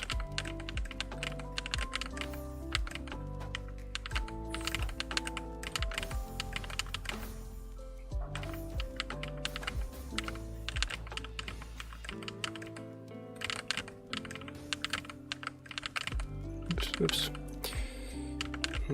That's awkward.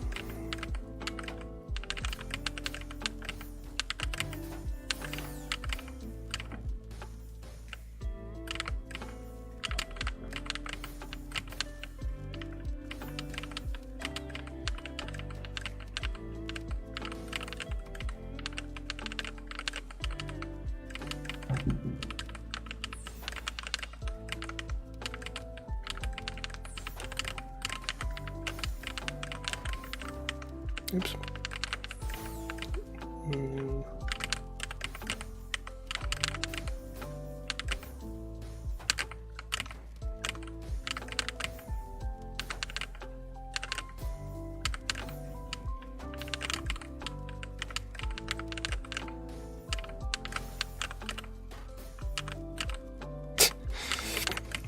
Nope, that's not where I wanted that.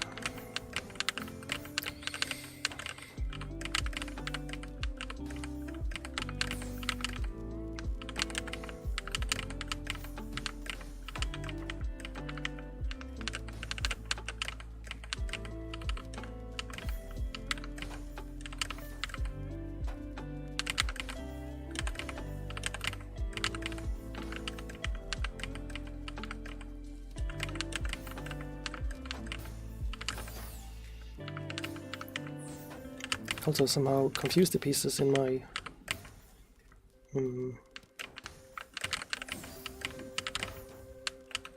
hold with like the next piece.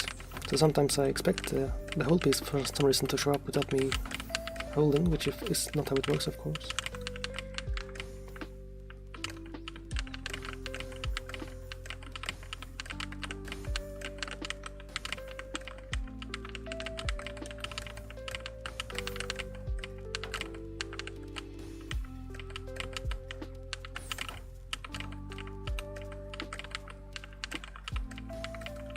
Oops, what the oh, the speed went higher. Didn't, what, I wasn't expecting that, so everything went poorly.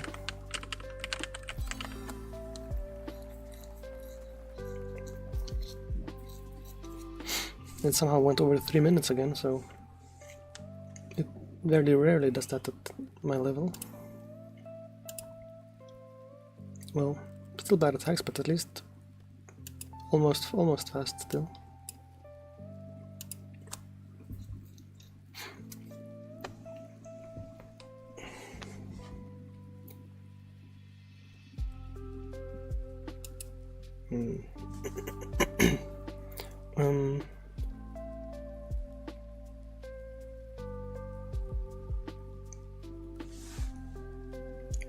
Well, I'm quite tired and stuff, so I think that's it for today, unfortunately.